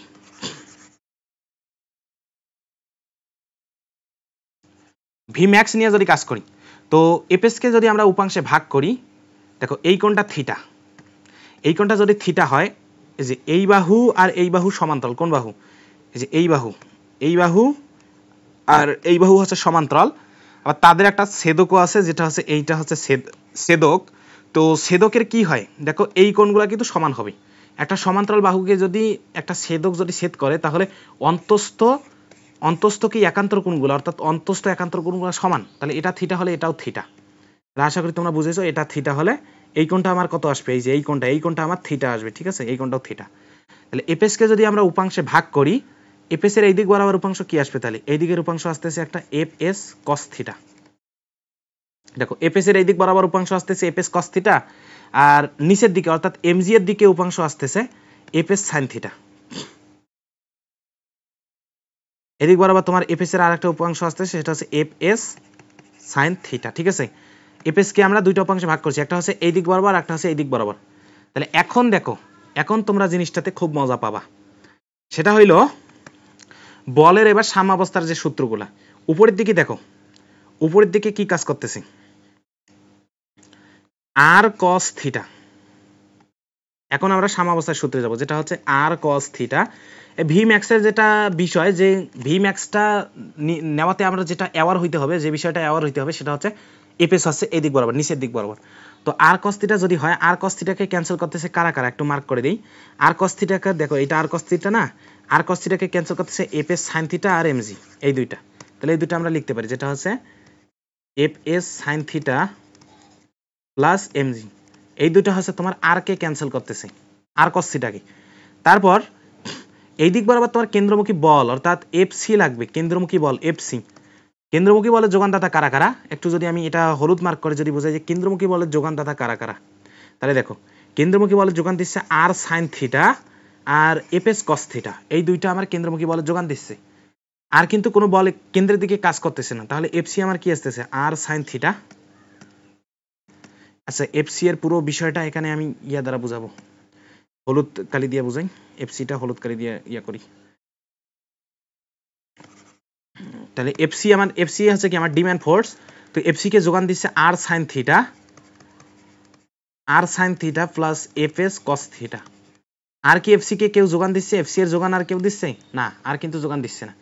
তাহলে এখান থেকে দেখো, এখান থেকে তোমরা কি লিখতে পারো, sine theta R sine theta, এটা হচ্ছে এই দুইটা সমীকরণ লেখা মানে তোমরা 100তে 100, আর কিন্তু কিছু নাই এখানে। ঠিক আছে, আর কিন্তু কোনো কিছুই নাই। তাহলে এখান থেকে তোমরা একটু ট্যান থিটা আমাদের খুব পছন্দের জিনিস, তাহলে আমরা দেখো এটাকে কি লিখতে পারি, এই 2 নাম্বারটাকে আর সাইন থিটা যদি ওখানে রেখে দেই, আর সাইন থিটা রেখে দিলে FC minus FS cos theta হবে কিনা দেখো তো, FC minus FS cos theta, R sine theta হচ্ছে FC minus FS cos theta. তো এটা আমি আলটিমেট এইটাই 2 নাম্বার সমীকরণ দেই, এটাই আমার 2 নাম্বার সমীকরণ। তো এবার দেখো আমি ট্যান থিটাতে নিয়ে যাওয়ার ট্রাই করতেছি, এগুলা কিন্তু করতেছি, এগুলা হুদাই, বুঝছো, এগুলা কিন্তু লাগতেছে না। এগুলা তোমরা সমীকরণ লিখতে পারছো মানে তোমাদের কাজ ডান। এখানে তোমাদের এই সূত্রগুলো কিন্তু মুখস্থ রাখা লাগবে না। তো 2/1 যদি আমরা করি 2/1 করলে কি হবে দেখো tan থিটা দেখো এই যে r sin theta by r cos theta tan theta আর এখানে তোমার থাকতেছে fc যেটা mv²r এটা আমরা সবাই জানি fc হচ্ছে mv²r minus fs cos theta minus fs cos theta by কি বাই এইটা fs sin থিটা আচ্ছা এখানে দেই mg plus fs sin theta কারণ fs এর টার্মটা আমি দুইটা এক পাশে রাখলাম তাহলে এটা হচ্ছে আমার tan থিটা ঠিক আছে আশা করি তোমরা জিনিসটা বুঝেছো ঠিক আছে আবার দেখো তোমরা এখানে fs টাকে কি লিখতে পারো fs টাকে আমরা এখান থেকে লিখতে পারি μs * r fs হচ্ছে μs * r এখানে μs টা কি μs হচ্ছে স্থিতি ঘর্ষণ গুণাঙ্ক আর r হচ্ছে সবসময় এইটা এই যে এটা হচ্ছে r অর্থাৎ r যেটা সেটাই নিতে হবে r এর কোনো উপাংশ নেওয়া যাবে না μs * r তো এখানে আমরা fs এর মান বসাবো এভাবে তোমাদের বিভিন্ন ডাটা দেওয়া থাকবে ডাটা দেওয়া থাকলে তোমরা ইজিলি ম্যাথগুলো করতে পারবা ঠিক আছে আশা করি তোমরা vmax এর বিষয়টা বুঝেছো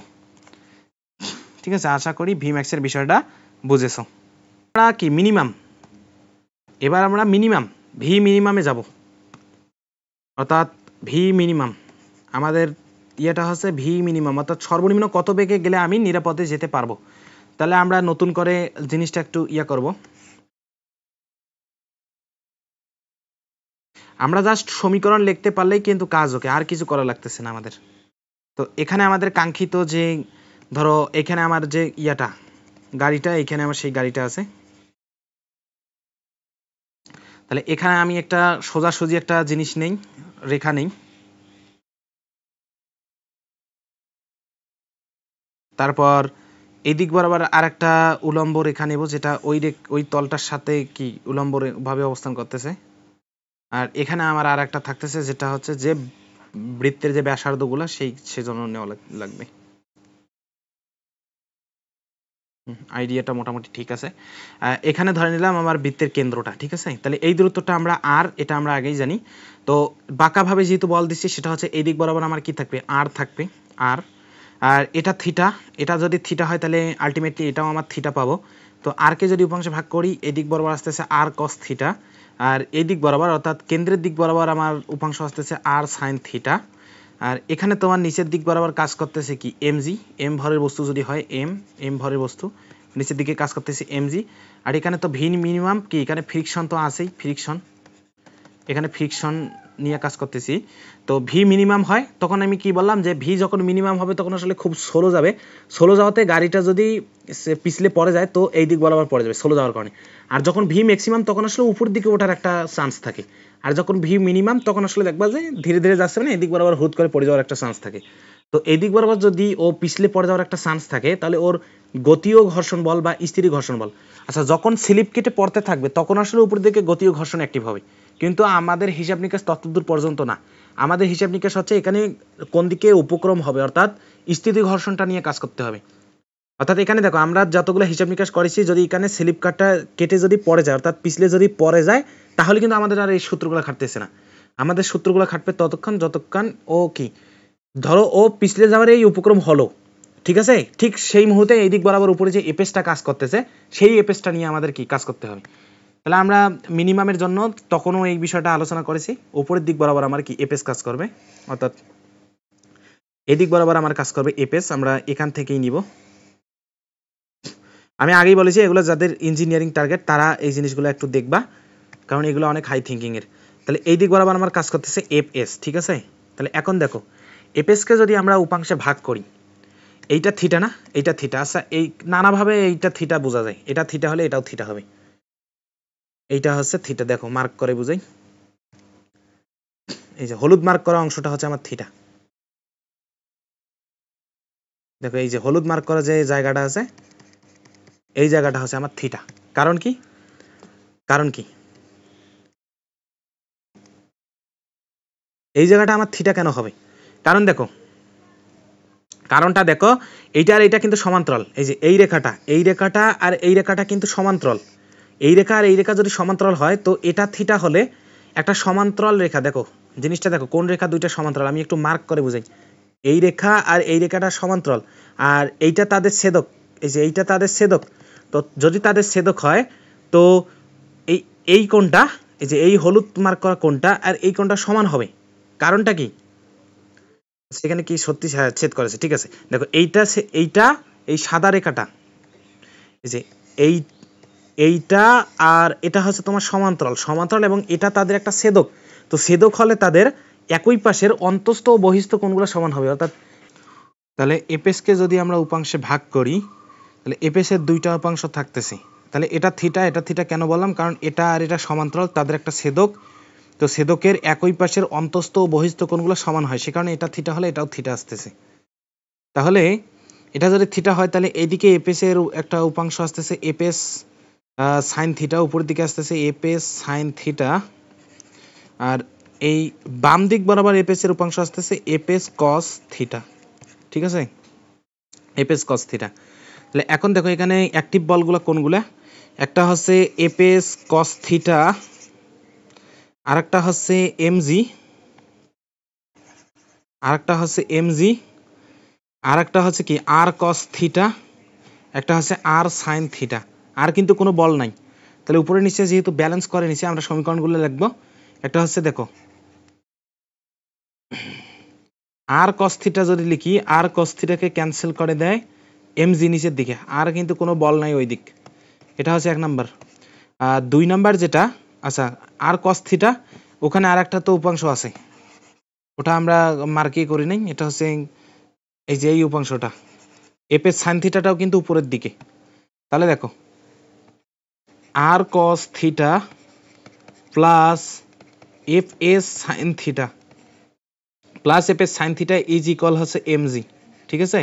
এটা হচ্ছে 1 নাম্বার সমীকরণ, এটা 1 নাম্বার সমীকরণ। R cos theta plus F S sine theta হচ্ছে এমজি। আর 2 নাম্বার দেখো কেন্দ্রের দিকে ঘোরার জন্য আমার এফসি লাগবে। তাহলে কেন্দ্র বরাবর কোন বল কাজ করতেছে? একটা হচ্ছে আর সাইন থিটা মাইনাস, দেখো এই যে এই দিক বরাবর আর সাইন থিটা, আর এখানে মাইনাস আসতেছে এপেস কস থিটা হচ্ছে বিপরীতে, তাহলে এপেস কস থিটা বিয়োগ করে দেবো, মাইনাস এপেস কস থিটা। এটা হচ্ছে 2 নাম্বার সমীকরণ। তো এইভাবে আমরা সমীকরণগুলো লিখতে পারি। আবার এপেসকে কি লিখতে পারি? এপেস হচ্ছে মিউ এস ইন্টু আর, ঠিক আছে। দেখো এপেস হচ্ছে মিউ এস ইন্টু আর কোনটা? আর হচ্ছে এটা, আর কোনো উপাংশ না কিন্তু।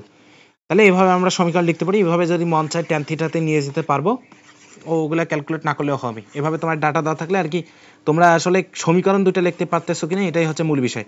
তাহলে এফসি কেন এটা হইলো? এফসি আছে এই দিক বরাবর, কারণ এই দিক বরাবর তোমার কেন্দ্র, এই দিক বরাবর যতগুলো বল আছে তাদের লব্ধি নিতে হবে।